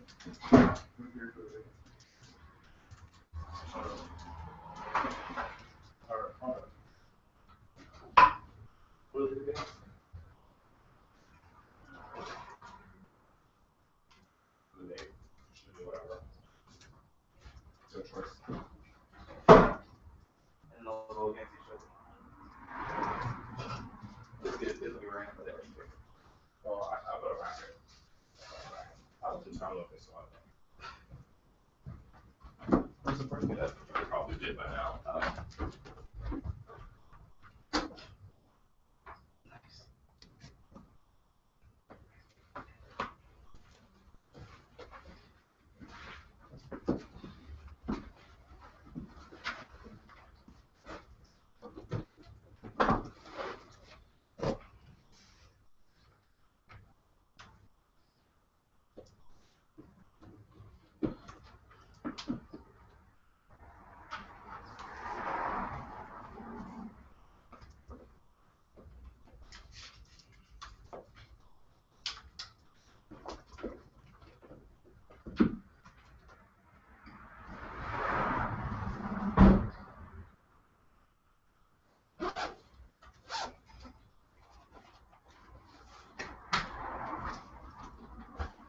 It's starting to heat up, eh?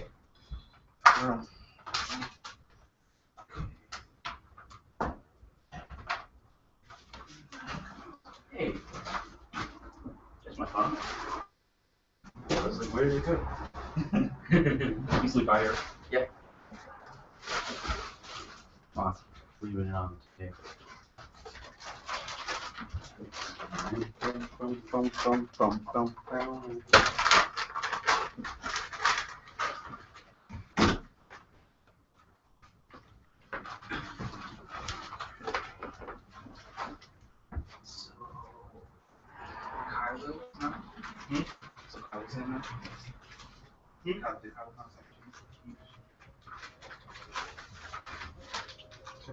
Hannah.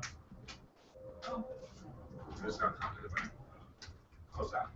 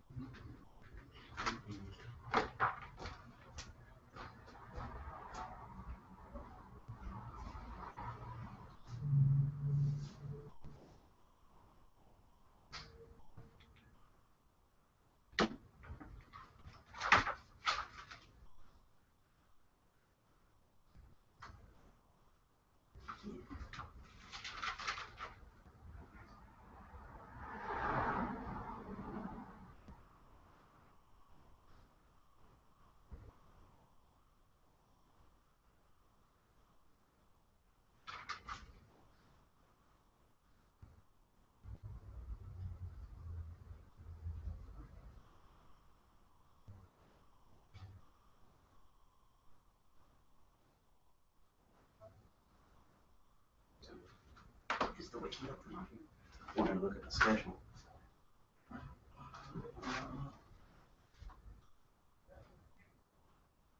Actually, no. Actually, don't do that first. Okay. Yeah, I won't mess with this one. Yeah, I'm not gonna mess with it. I'll look at it later. Control the data. Yeah. At all costs. Sorry. It hurts. every megabyte, every button's come out right now.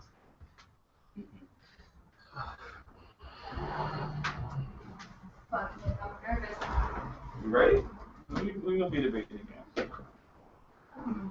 Yeah, we should. Oh. I'm gonna talk about, I'm trying to clear business stuff. Oh yeah. Okay. Me versus Vito. Ooh, who's next to me? Is it you versus Vito? Oh yeah. Okay. Okay. Cool. I'm calling out. I thought this was a chance to Yeah. right.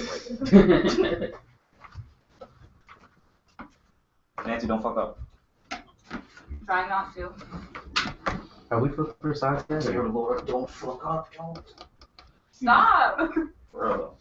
Are you We lying? flipping for I'm sides? telling me not to fuck up. You're planning for your place right now.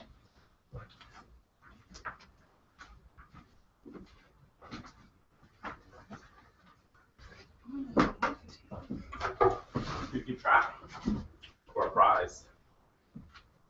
Did you see the bracket I created? Don't be trying to flip beforehand either. I have to witness the flip.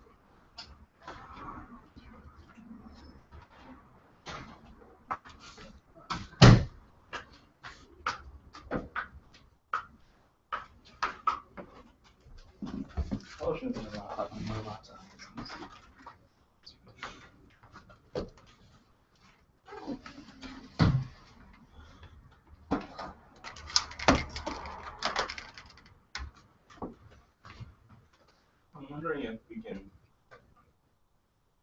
properly. Oh, do we have flow paper? If you know book. Yeah. Oh, yes. That's a pretty printer paper.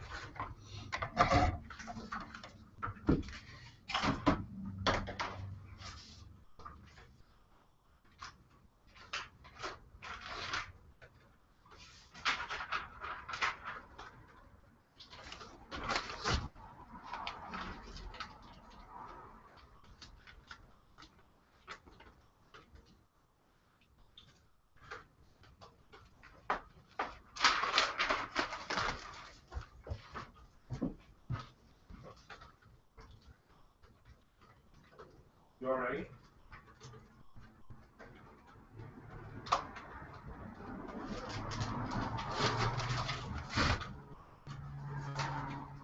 Wait, you gotta wait for it to update.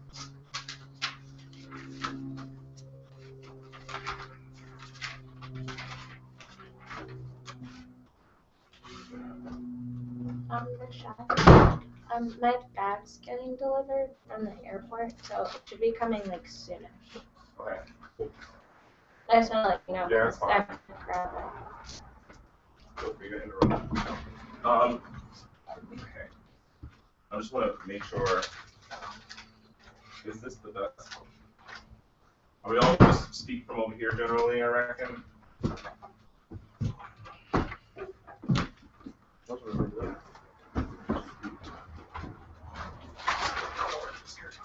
It goes in and out of this. Yeah, because it finds new things to focus on. So every time a girl walks by. Oh. Well, y'all have to move over here. That's why I was kind of putting it there, so I kind of have a view of everyone. The alternative is, I guess, we can put it over here first to the piano, and then everyone speak from the piano. Grab bar stools and sit it on the piano. Huh?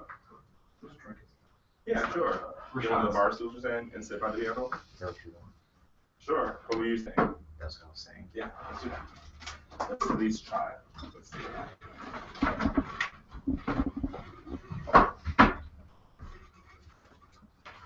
So you speak from the area behind the piano? Or by the piano? Yeah, like this little. Like right here, essentially.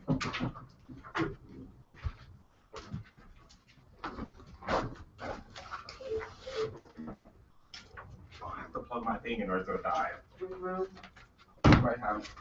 Can I steal your apples? Okay, but I'm gonna get mine. I don't want mine to die. Oh no.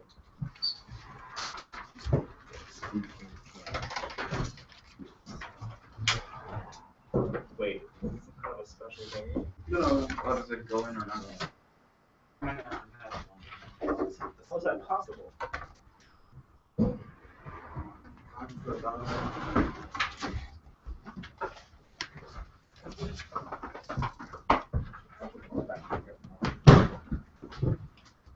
I'm scared of shit. Do you have a timer? Nancy, do you have this work? Yeah, but it's batteries. I'm not taking a spot. No, Everyone's cell phone is timed. But I can borrow somebody else's time on this stuff. I think is it 1, 2, 3? 2, 3, 2, 3. Oh. I just like to.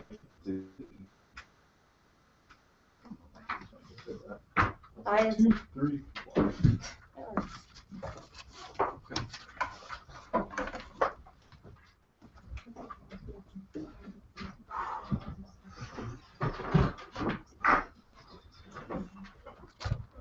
Oh, no.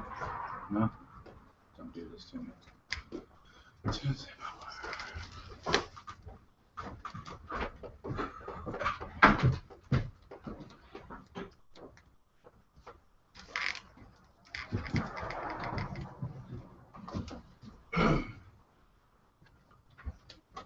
Can I move this laptop?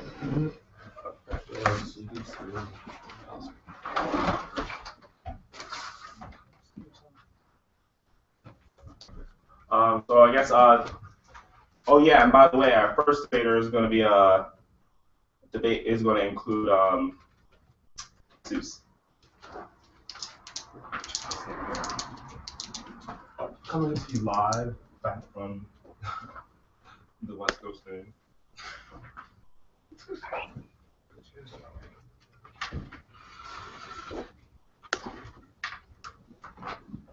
Maybe I can put the mic on the. Oh, yeah.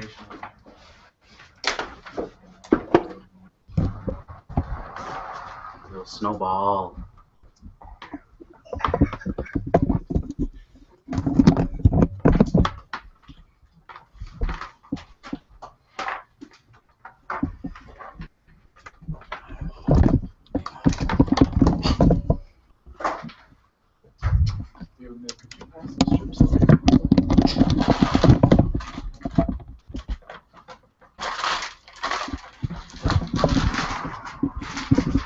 I got like one shit in there that face it up.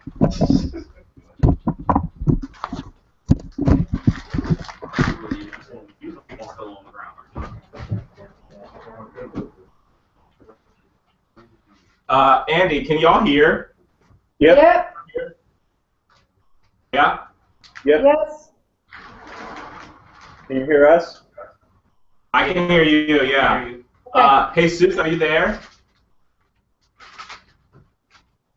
Jesus? You might have muted to do like Jesus? No, the image is not moving.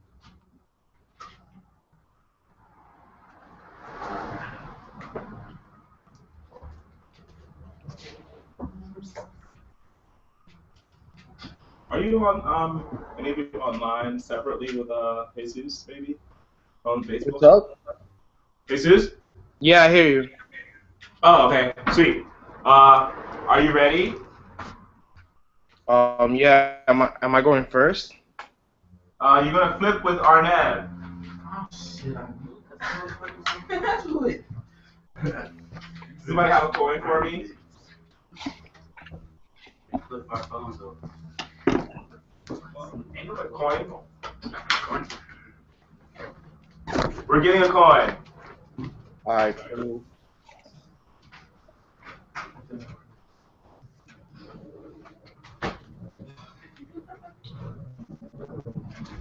Because we're all about Swiss side debate here, you know? We do it the right way. Sweet.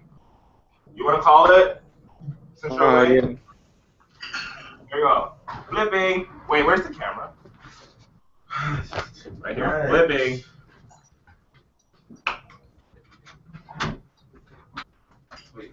Did you call it? Watch the partner call it. Do you want to call it? Heads. It's heads. You want to be first or second? After egg.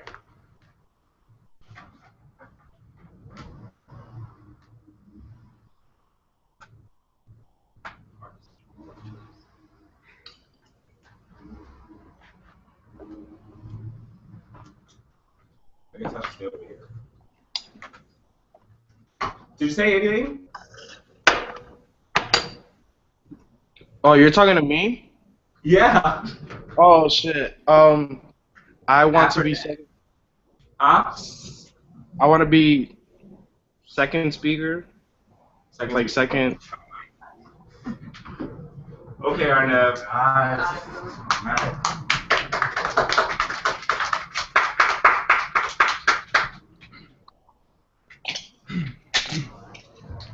Do I need to get in front of the camera? Yes.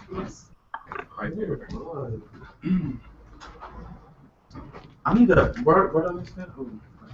You see yourself. Yeah. Hey. What's good? Let me get my timer together.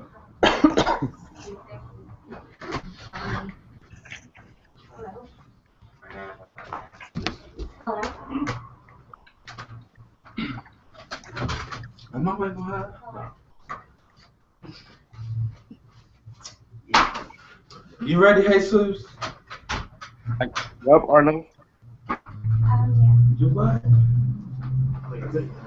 You said yes? Okay. All right. And start. The focus of this debate ought to be overpopulation. Any and every species on this planet has a carrying capacity, which is the maximum population number that can coexist in a specific location before lack of food, disease, overcrowding, and increased competition naturally decreases the population, providing a natural checks and balances system, thus making it impossible for a population to exponentially grow. That is until humans came along. We are now approaching 8 billion people on this planet, and the effects are devastating. We have deforestation, thanks to the destruction of land for shelter, agriculture, etc., which in turn worsens the problem of global warming, which is also caused due to human involvement with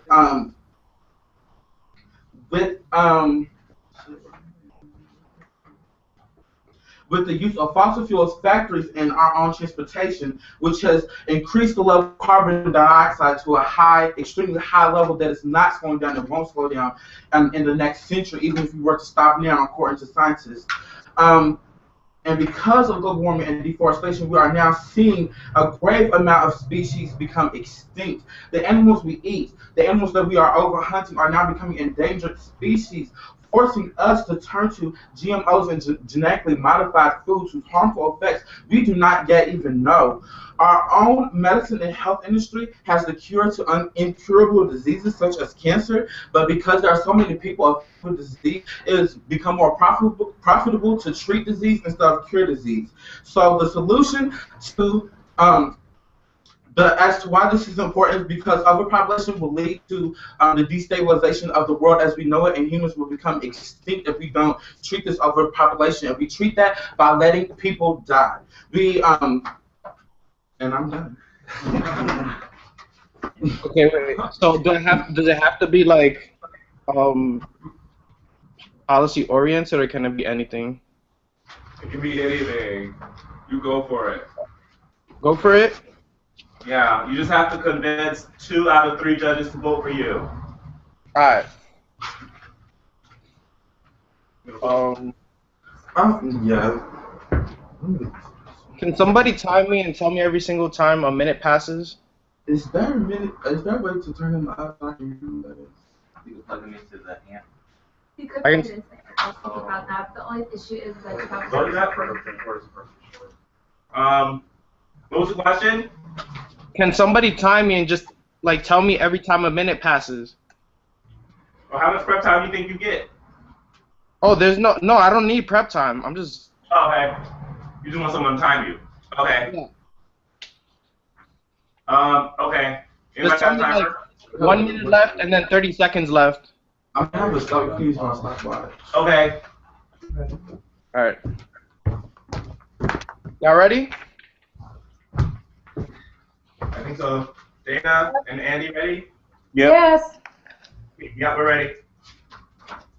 The focus of this debate should be problems and shit. The state of expendability is the underlying reason why people experience different forms of oppression, why the environment is a problem and shit. The spatial nature, the spatial mapping, and the different issues are caused and interrelated, things that don't occur to be the same. The underlying reason is this expendability, why negros and negras are dying and shit. Fetus is taken out of your body type shit. Chokeholds, Radio Raheem type shit. Stomp you out because your body type shit. And evicted from your home type shit. Nobody hear you, but here's your poem type shit. We're not gonna make it out of the end of this month type shit. El dólar está a 40 pesos type shit. The things that we don't remember. These forms of this discussion of overpopulation is one that is inherently grounded in an anthropocentric framework. Also, it's also inherently anti-black. First is that the reason why the reason why he indicates that we should care about these animals is because we eat them type shit, because we have them on our plate type shit, because they go good with ketchup type shit. This is inherently grounded in a state of expendability, the same thing that makes the environment expendable in the first place. That's why it's locked in a recreating cycle where if we move forward with the issue of overpopulation based on a state of we wanting to eat animals and using this form of framework, it's going to recreate the same underlying reasons, the same expendability that I spoke about at the beginning that makes the environment and the fossil fuels and deforestation things that are continually happening. Also, I think our framework is better at getting at the underlying issue of why we don't care about the environment, why we don't care about animals, why we don't care about certain types of people, whether it be gender disabled, black, brown, yellow, or any kind of person. This is inherently related to our expendability, and it comes back to the fundamental question of why do we do things. And even if it has a good endpoint and we want to stop this overpopulation, it's more of a question of how we get there. 1 minute left. I guess you don't need it? Yeah. Arnev.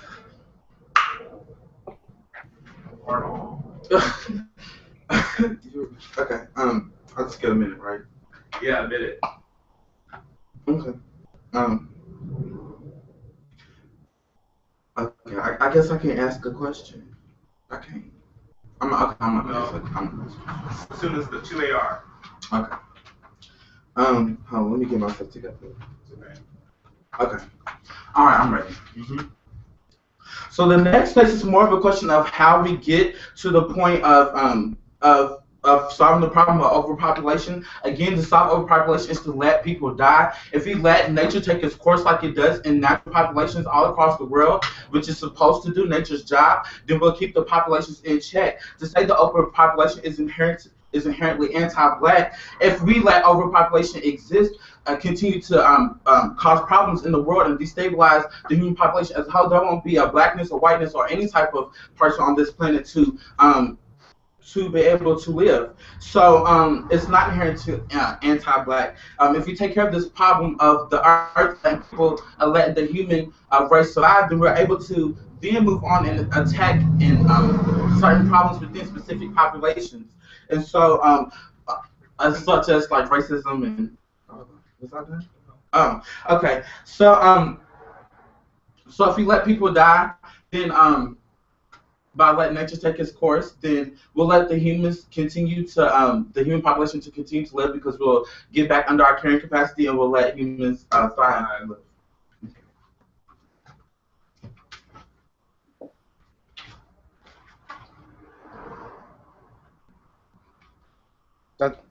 Wait, how much time do you get? 1 minute? Yeah. Yeah. All right. He's on. We don't get prep, right? It's over. Oh. Debate. Alright. That was you didn't get to save your minute. You left that minute back in your last speech. Wait. So I have one more speech though, right? Or two more speeches? 2, 3, 1. All right. Yeah. We have enough here, don't you think?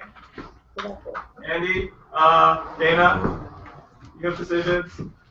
I have mine. I vote neg. I should write it down. I vote neg too. Yeah. Yeah, we vote neg. Yeah. Yeah, because you said overpopulation is about saving humans, and he was like, yeah, but that's like anthropocentric, and that's why, that's bad, and that's how we got here in the first place. And it was kind of like circumvention of your argument. And I think perhaps maybe I thought you were going to do is say that, remember the whole competition argument? Let people die. That's the solution to your anthro. Right, so you can have my app. Let's talk about overpopulation, and let's also talk about expendability and about how we need to just start letting people become expendable. Right? Take your shit, combine it with his shit, and then neutralize his. Okay. Yeah. Dana, Andy? Hi. Hello. Hi, this is Dana. I thought AF because, well, no, sorry, neg, because, yeah, letting people die seems to me to just reinforce current power structures which caused the problem in the first place. So that was my thought. I thought that the world after letting people die is no good in this debate if we don't challenge expendability first. So what it looks like on the other side of the AF is AF not actually really getting its advantages without the ability to challenge expendability.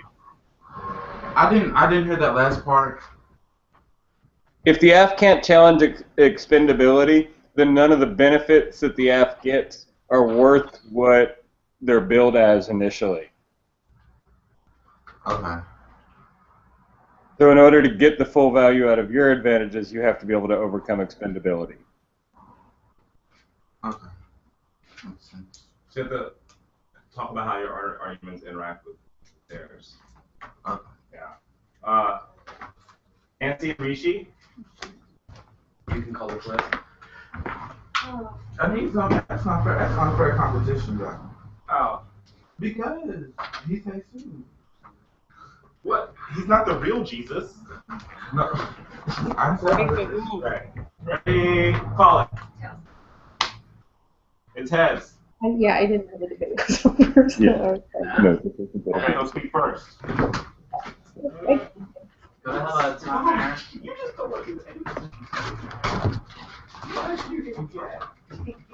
I just felt like. Yeah, Just for this. the game. Oh, it's not a game. I don't have a timer. Probably just phone, yeah. You want, like, it's on stopwatch now. You can change it to. Okay. It's up there. I was Like,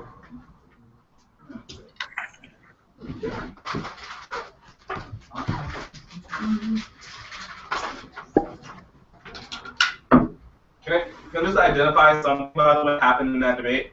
The negatives argument, his expendability argument, and his anthro argument, they don't go together, right? He had an interpretation of debate, and then he threw in a DA. And his DA was like, your anthro. They were not really related, you see?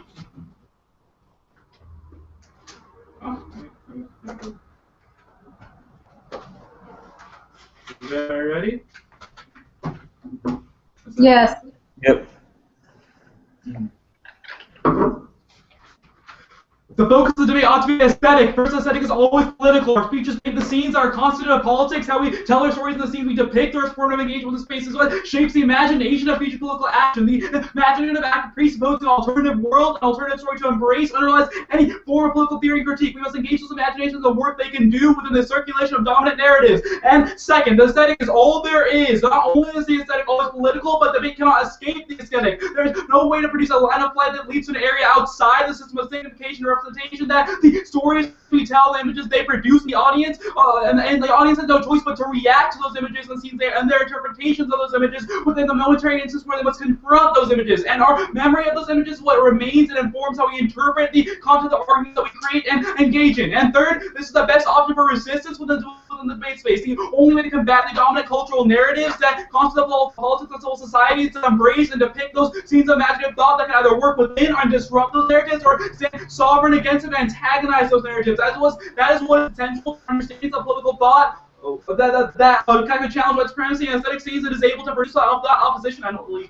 have a timer anymore. It went off. Well, I feel like I'm done. Okay.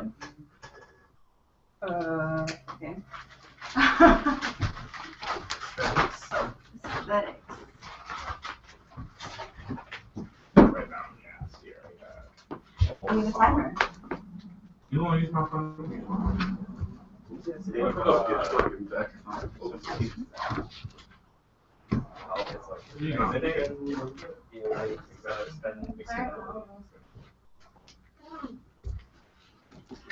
I probably just can't work, but I'm sorry. And it's like Nancy negating aesthetics. How much do I have again? 3 minutes. Destroy. Okay, I'm just gonna go for it. The focus of this debate ought to be how our politics can create political change not only within academic institutions, but for our communities. I propose two-spirit, and this is a transnational, queer, indigenous identity and political stance that can create not only local and academic change, but can spark global resistance among all queer indigenous persons in the pursuit of bringing an end to settler colonialism. Advantage one first is unsettling academia. First is the history of two-spiritness and its historical commitment to anti-settler colonial studies and settler state two-spirit defense emerged in response to anthropological writings that studied the culture and gender of the British. However, with the white anthropologists' assumptions with academia labeled the British traditions and practices of sexual and gender deviance among gender transitive males who had sexual and domestic relations with men in tribal societies. Anthropologists then went to recreate natives as an object and studied they were intrigued on how American Indians had tolerated same-sex sexuality and gender variance while they were still puzzling over why Euro-Americans remained hostile, misogynist, and heterosexist. This research represented indigenous coloniality on their terms, but a critique of settler society that benefits its members two-spiritness that arose specifically to unsettlement. The settlement of anthropological research of native gender and sexuality. Two-spiritness denied academia the authenticity they sought, proposing two-spiritness is a politically positioned identity that is linked not only to historical tradition but contemporary life, where it's beginning to aspire as a clear political position in academia that aims to destroy settler colonial research and give indigenous peoples the historical context and ability to represent themselves. This academic competition not only sparks critical advancements that pave the way for indigenous authors like to take the settler colonial state, but these academic competitions spilled over into political life, continue to choose transnationality. Oh my goodness. Within these 13 years, the term of measure became a foundation for community-based knowledge represented by two-spirit activists and two-spirit conventions as a reference for historical foundations of gender and sexual diversity in not only North American indigenous societies, but for Afro-Filipino and Samoan islands, and for me, a Central Indigenous queer woman who doesn't have the language and now watch to name what role in my community would have been like. This points to a two-spirit as a transnational political starting point that can assist in challenging and ending settler colonialism. Transnationality is central to understanding settler coloniality. The phenomenon of settler coloniality is not limited to the foundation of the United States, but the way in which social identity and politics have operated across the globe. For example, the way in which settler colonialism functioned in Latin America was to genocide indigeneity through force, intermarriage and sexual relations similar to North American indigeneity was incorporated into the identity of the nation state. We get Latino, the mestizo. This racial mix was not unwarranted, but was on purpose in order to have claims to land that was once Kashkak land, and some of them was to have claims to indigeneity. Therefore, sacred rivers or ruins or regalia are all ways of being become co-opted. However, if you look to indigenous women and queer indigenous peoples in Kashkatlan, you will see that they are disproportionately affected by rape, sexual trafficking, and unwarranted murder by police officers and military squads that have history and colonization. The negative doesn't provide any way to create political change. He keeps saying that the aesthetic is political, but I don't think that there is an award here. All he says is that there is imaginative action, but I don't think that at first there isn't any impact. There is no calculation of what he's actually going to be solving for, so you can vote neg on presumption, because I'm the only one providing some kind of impact calculus and that benefits to a political change, and providing evidence for not only academic change, but political change within communities. It says that the audience has nothing but to react, but I think that there's always going to be some kind of interpolation. You can't control how the audience is going to interpolate things. The only thing that you can do, this is the exact same thing, the interpolation that happened with the British. They interpolated it and said it meant a certain thing, but two-spiritedness is able to arise to that and unsettle the settler coloniality of the research studies that the affirmative is. And I go right away. Go keep a little bit drop.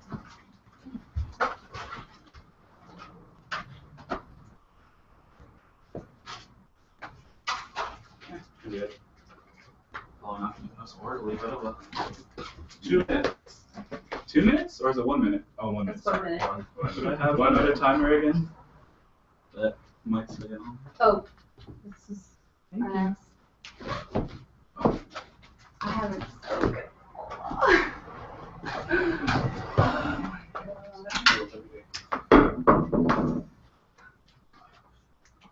Ready? Mm-hmm. My opponent doesn't understand the fact that the aesthetic is what is constituted of how white supremacy has placed the queer indigenous woman within the narrative of white supremacy, and how we understand stories of queerness, understand stories of how civilizational rhetoric, which means that the only way to engage this and to engage a system of resistance is engaging within the aesthetic, within these stories that we tell, and how we imagine in ways outside of that, because all of our advantages are based on unsettling academia. The only way to unsettle academia is to work within their imaginations, to work within to work with the interpolation in order to redirect and then destroy how those systems function. And what else do I have to say? I don't really know. And also drops back that the aesthetic is always political, because those stories we tell will always constitute how we think of the world, because the only way to base politics is within our imagination of the things that we critique beyond the thing that we critique, which means that the only way to escape shit is aesthetic. That was not super orderly, but hey. I don't even know what to say. You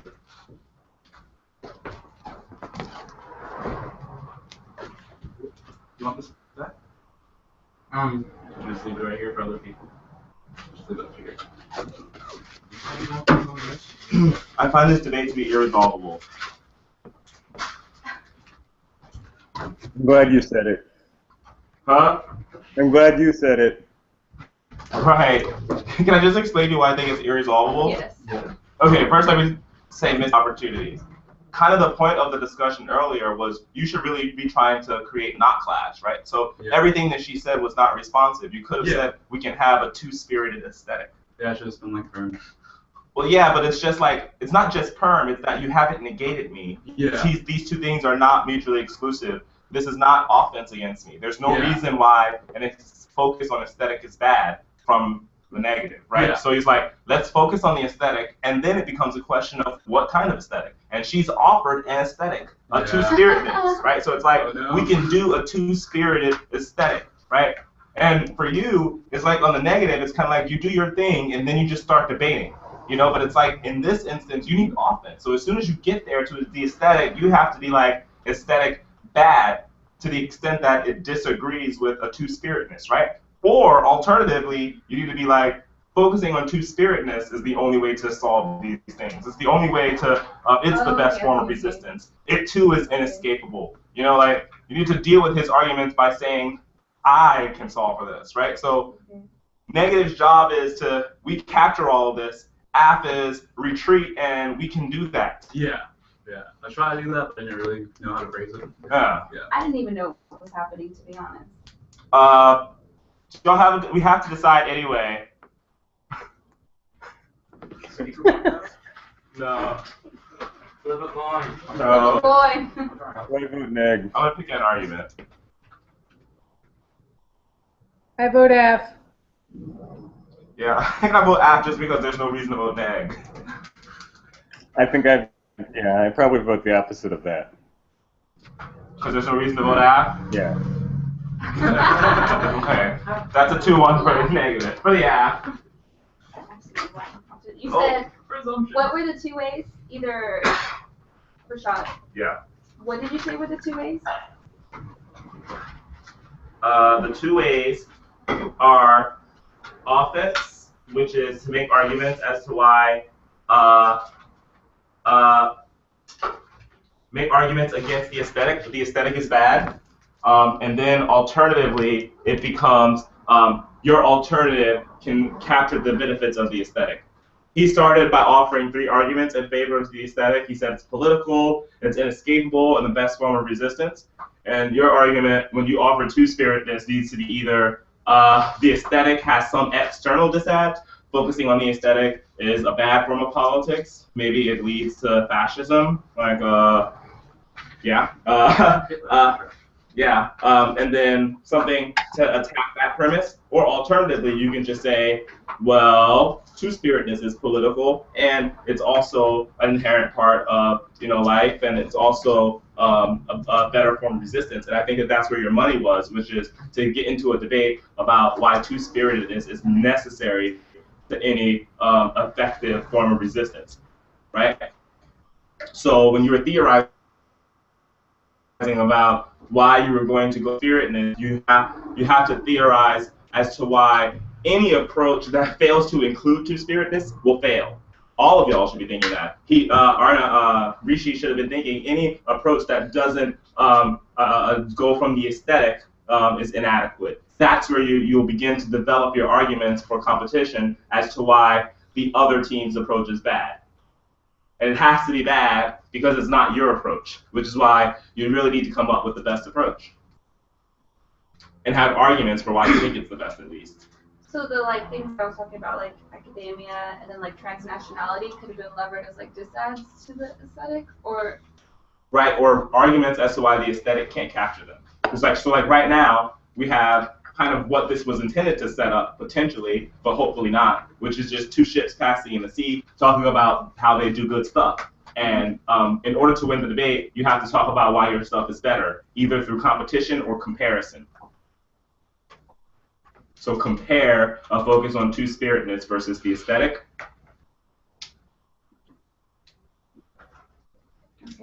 Okay. Next. Theodore Jefferson? Yeah. Yeah. Do this. Who's going to call a flip? I'll do it. Call it, Jefferson. Heads. It's heads. Yeah. Jefferson will speak first. I want to go. Let's do this. Okay. Is that a timer I can use? I think so. Yeah. Oh, okay. Hey, everybody. Okay.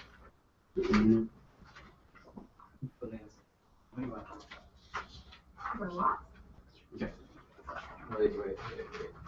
Yeah, I'll wait for you.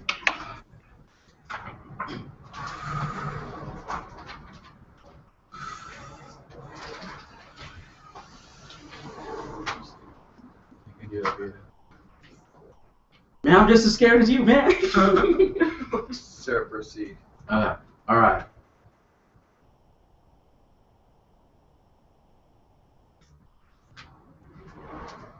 I'm from, but you know what? I'm also in the present, and this is science fiction's truest lesson.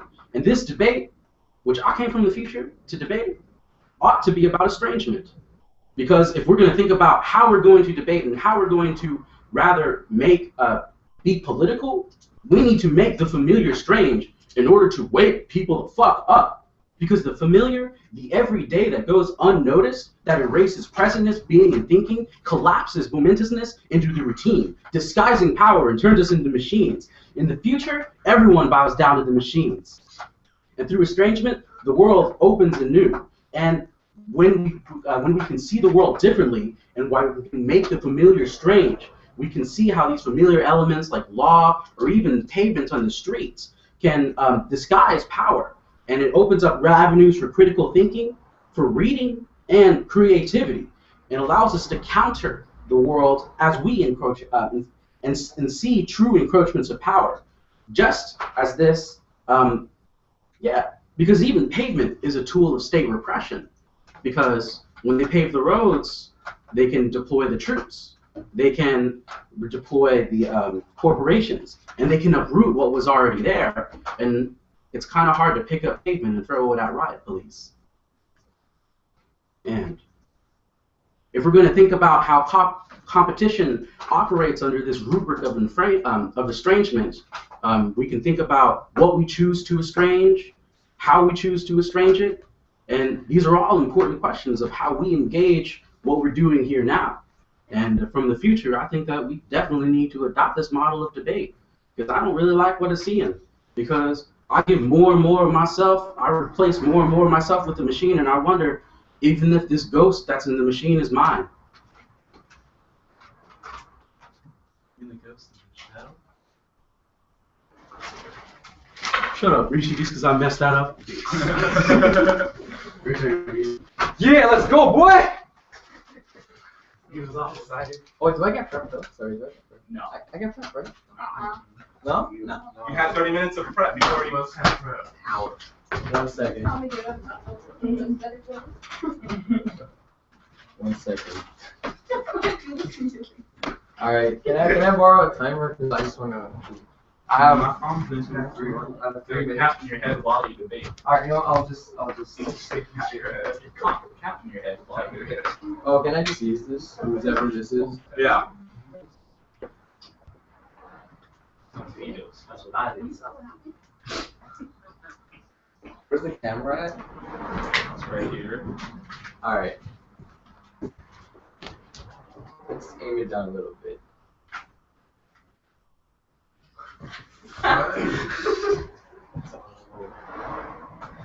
3 minutes, right? 3 minutes. Woo! I'm getting carried. Love my partner. I'm gonna just start recording. Nah. Do you need help, partner? Nah, I'm good. What is going on? Did you start? Okay, you start.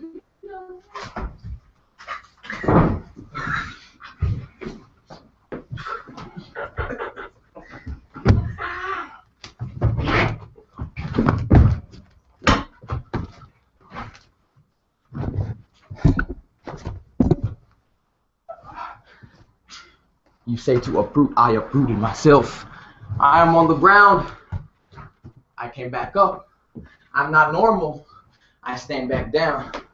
See, the focus of the debate ought to be the choreography of modernity. Choreography, kinetic movement, and bodies are critical to modernity's structuring discourse, where we can be, where we ought to be, where we should be at certain times, and when we can be put down in the ground. But I say, choreography has more to than that. But first, I say that the law, the police, the prison, the school, and other technologies of interpolation, these are processes of subjectification which interpolate as us as subjects and who we could be as objects on the ground, as undead savages, and oscillating between living and being human, and those who are granted the ultimate privilege of humanity, as what King says, that humans have the unfettered right to mobility, being everywhere and can be anywhere because they are normal because they are normalized in every space. Those of us who do not have the privilege to be that, we are grounded. It says that modernity has a choreography. It demands the yielding to commanding of voices of masters. It demands submitting body and desire disciplining regimes, fulfillment of preordained sets of steps, postures, and gestures that nevertheless must appear spontaneous. And in this dynamic, one cannot neglect the destructive effect of human hegemonic forces, even literal and political. It defines literally detain, incapacitate, incarcerate. This is the grammar of modernity. And to what Carter says, the conditions of mobility on the colonialist terrain, how these conditions are bound to the emotionally catatonic and historically the destructive opposition between mobility and stability. If you were grounded, the cultural opposition between moving and states would disappear. What sustains colonialism is the creation of a subjectivity without an attachment to land. I demonstrate my attachment to land, which is not brought up in normalized situations because we live in a settler society. Therefore, that my act of making the strange familiar, it is the ultimate product of estrangement that could be explored through choreography. Choreography is what provides us with the vocabulary to make the familiar strange, to make what seems to be not there, in order to see how modernity structures itself, what kind of languages makes it coherent. Focus on that grammar could yield a different field. When I say that, choreography can be the grammar for our endings of the world to be articulated. This is why you focus on the choreography of modernity, why it talks its language that makes it coherent. You make modernity strange. Modern is not modern. Everyone's dead and alive at the same time, but I am here. I am here. Okay.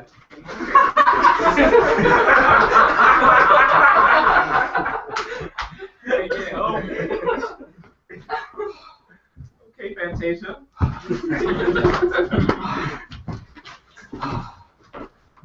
All right. Can I put the camera I can't sit. I'm just gonna all right, go. Oh, I just can't sit.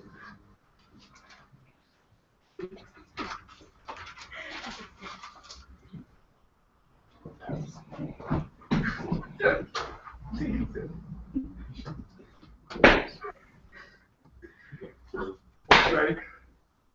I suppose y'all could have read that as uprooting, but I didn't read that as uprooting until he implied meaning to that uprooting, rather meaning I think it's actually pretty problematic. I'm not even going to go on that because that's what's not important is he doesn't disagree with the framework of that debate round to be about estrangement, because there are all kinds of ways to assert estrange and to make the familiar strange. He just asserts one method that is good. Rather, I already encompass that method. He's only asserting what I from the future have already come to show you. All right? That's what it is. It's really that simple. So, yeah. Kinetic movement, that's just one method of doing that. So, yeah, I'm good.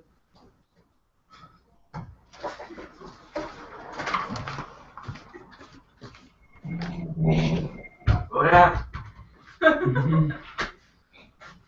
I voted F.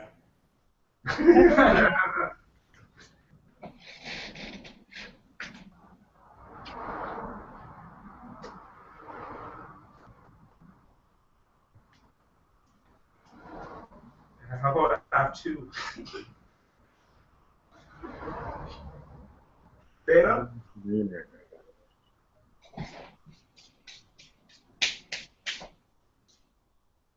Well, I'll tell you why I vote F.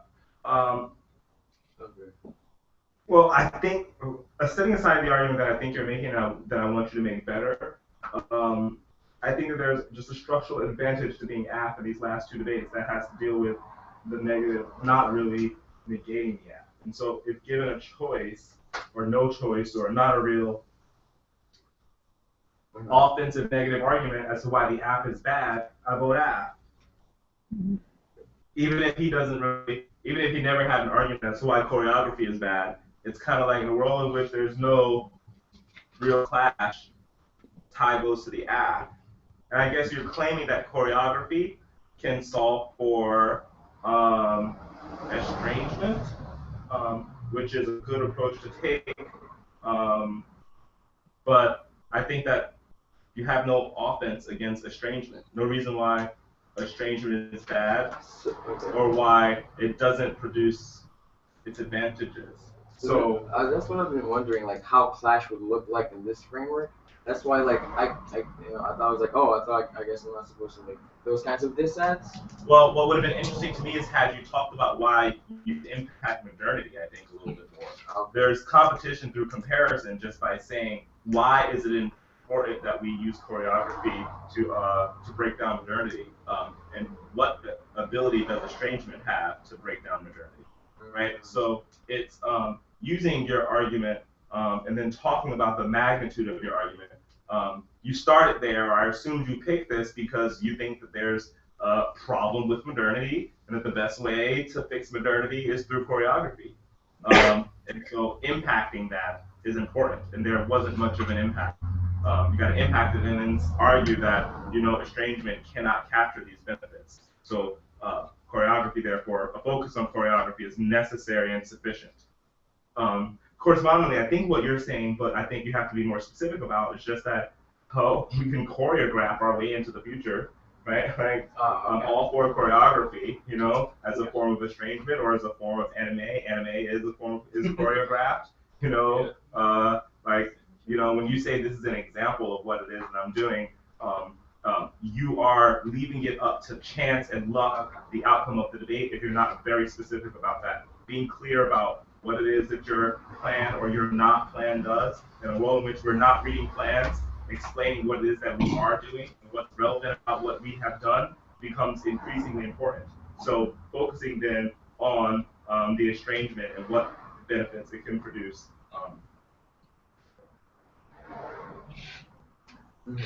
Dana and Andy, do you want to add anything? Yeah, I felt that after the second speech, after the negative speech, even absent the AF rebuttal, I would have had a hard time voting for the neg for sort of similar reasons to what you're saying, which is there's not really a tangible thing besides choreography that I can compare to the AF. And I don't know how to compare choreography to the AF. Okay. Right. In the law, like, I don't know if this is going to help or hurt, because it's kind of something confusing, at least in law school. But one of the things that comes up in law school is there's this thing called like the Erie Doctrine, and it's when there's a conflict between federal or state law and what's supposed to prevail in certain instances. But one of the most important parts of that analysis is trying to determine for sure whether or not the federal law and the state law are truly in conflict. And in this kind of open-ended assignment to figure out what it is you think is the most important part of the debate, there's no guarantee of competition here. So, right? So, like, you all have to decide whether or not we actually have something here that's really competitive, right? Based on how you decided to approach it. And once the affirmative speaks first, there's some advantage to that, right? It puts the burden on the negative in a certain degree to either come after me, prove my act to be a bad idea, or offer something bigger and better.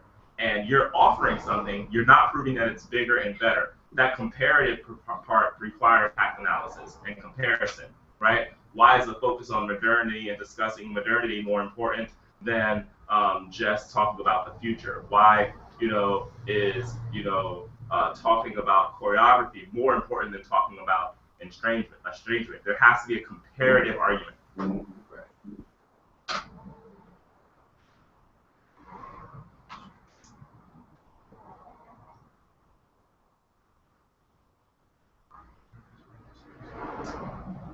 Is there a reason why this? No. I think we're ready for Colleen and Wes. I'll flip. Is something burning in here? I smell it too. It might be somebody else. It's just me. I'm hot to death. Let's do some. Who's calling it? Ah, there we go. It's heads again. Yeah, I think someone's learned the lesson.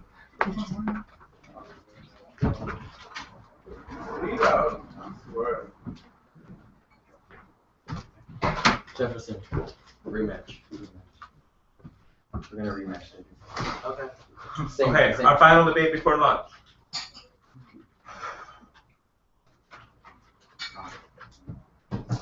Okay, so does that mean, like, in this framework, no solvency is offensive? No solvency is useless. No, as in, like, because you asked, like, if estrangement could solve for modernity, like I was supposed to, like, say, like, if you start with the debate of modernity ought to be the most important thing in this debate, okay, and that your way of solving that is through choreography, you have to cut off his access to that by saying, and by the way,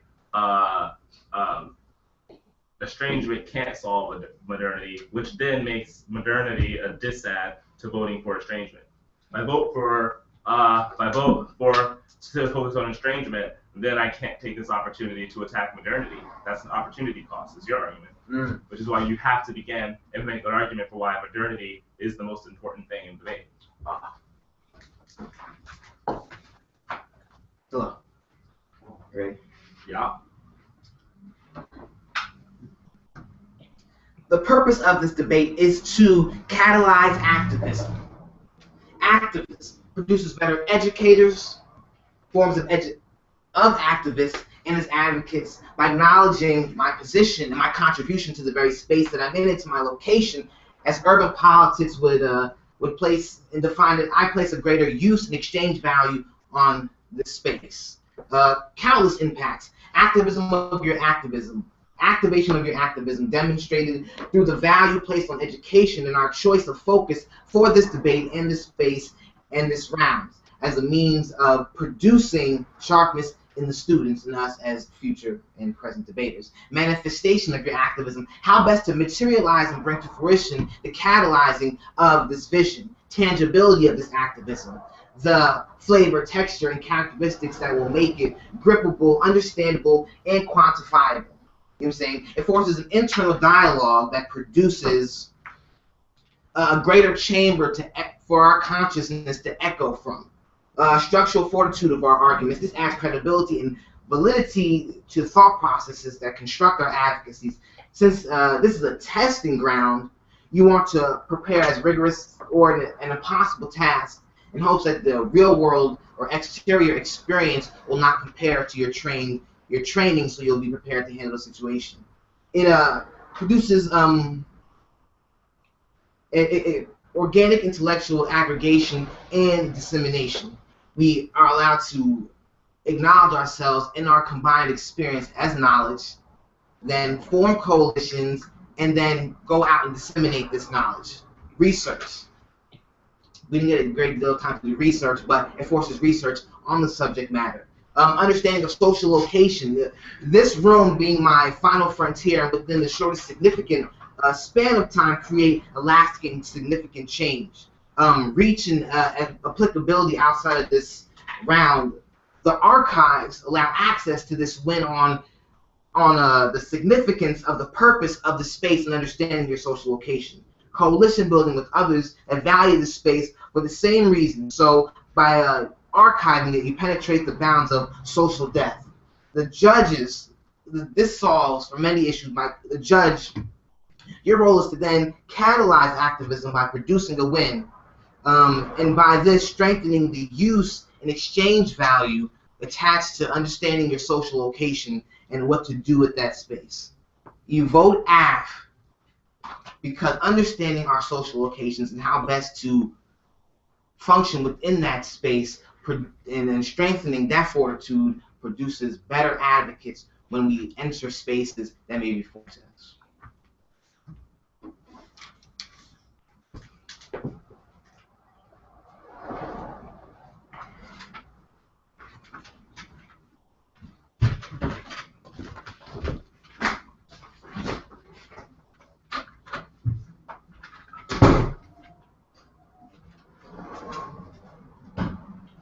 No good.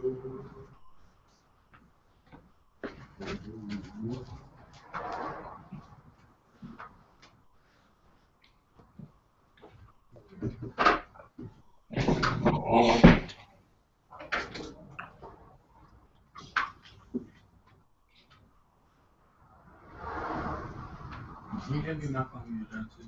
Sure. Okay. This one. This. Okay, you got 3 minutes. Okay. What am I? At 3, right? Starting. Yeah.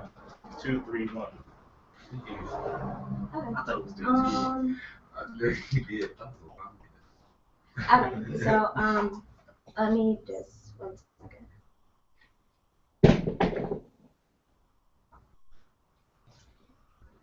What the app doesn't understand is that the ground is shaky to begin with.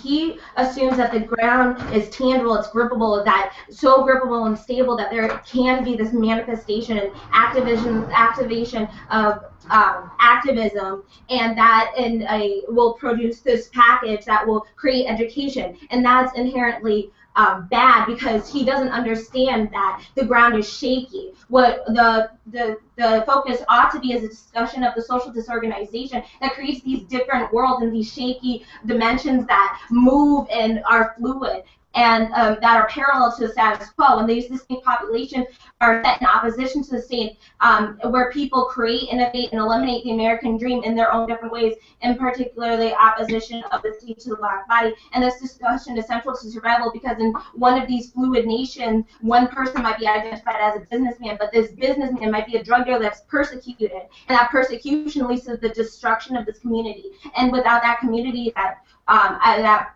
personal and group identity, there can be no ground for this activism to go off of, and so the better way to go about this is to first identify the social disorganization, which the act does not do and he cannot do because he doesn't take into account in his plan that the ground is shaky.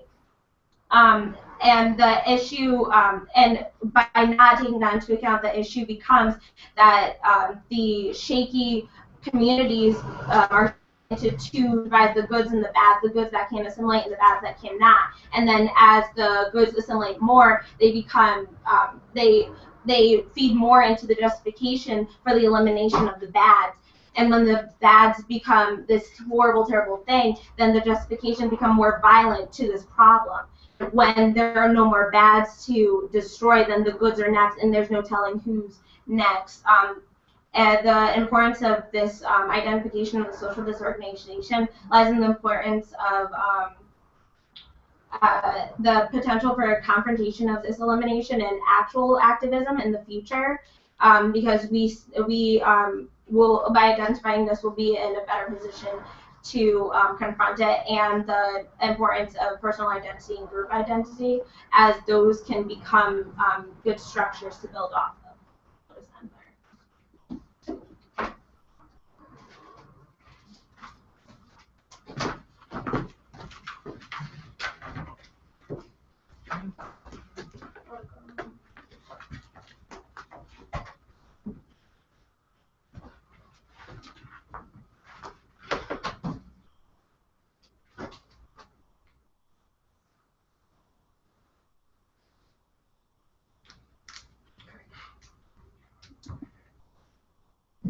The understanding that the ground is shaky to begin with is skewed, because from where I stand, the ground is quite stable.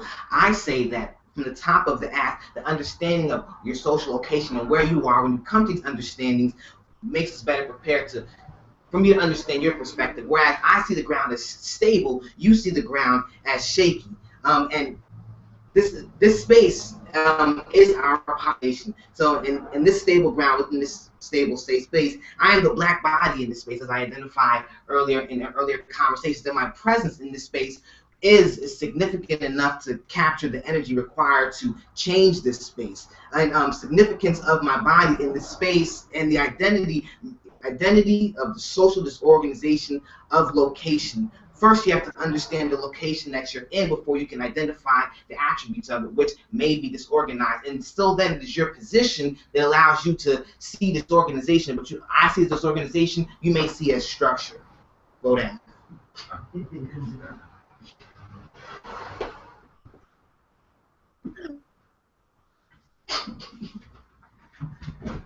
Oh, man.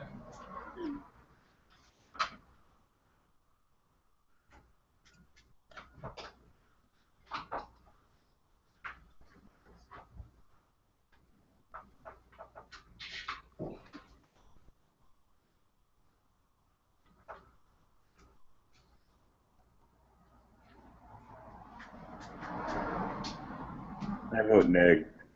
I was just about to say, I vote neg too. I'll let you go first this time. I wasn't sure after the negative speech, but I thought the last AF speech, where it makes a distinction between stable and shaky, provides the competition when it didn't need to necessarily, and then doesn't do a good enough job of defending a stabilization of that ground once it's identified that stable is what is preferable. Yeah. In addition, I thought that the negative speech was that not just is the ground already shaky, that we should encourage social disorganization or organize around disorganization. That disorganization, that there was some benefit to that. That I don't think that you really answered at all in the last speech. But I do see the approach that you took, which I also think is a good approach, which is to accept the competition created by the negative and impact term. Right? You're like, oh, you want to say shaky ground? I will say shaky ground bad, right? But if you're gonna go in on shaky ground bad, you better make sure your ground is a little bit more solid, right? Like you go shaky ground and then list it and make sure you know which fact. Otherwise, I agree with Andy that it's easier to just say, well, we can catalyze activism through disorganization and through shaky ground, or through a recognition that all ground is shaky. Would you like to add anything, Dana? Yeah, no, not really. I voted neg also, and I did like the way I thought both second speeches engaged better than the other debates with each other. You know what I'm saying? Right on. That the negative engaged with more clap.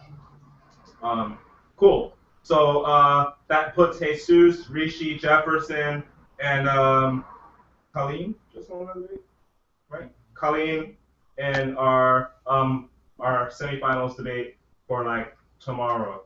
Alright. We're at lunch now, and then come back at 2 with Nick and. What are you doing in the afternoon?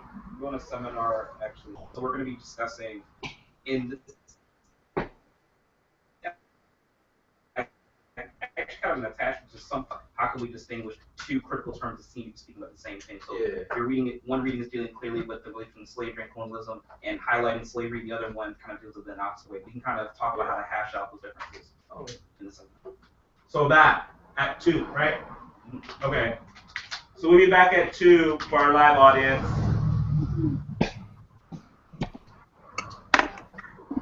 All right, see you then. Bye. Nick, should I turn off the Wi-Fi? 12:30. Yes.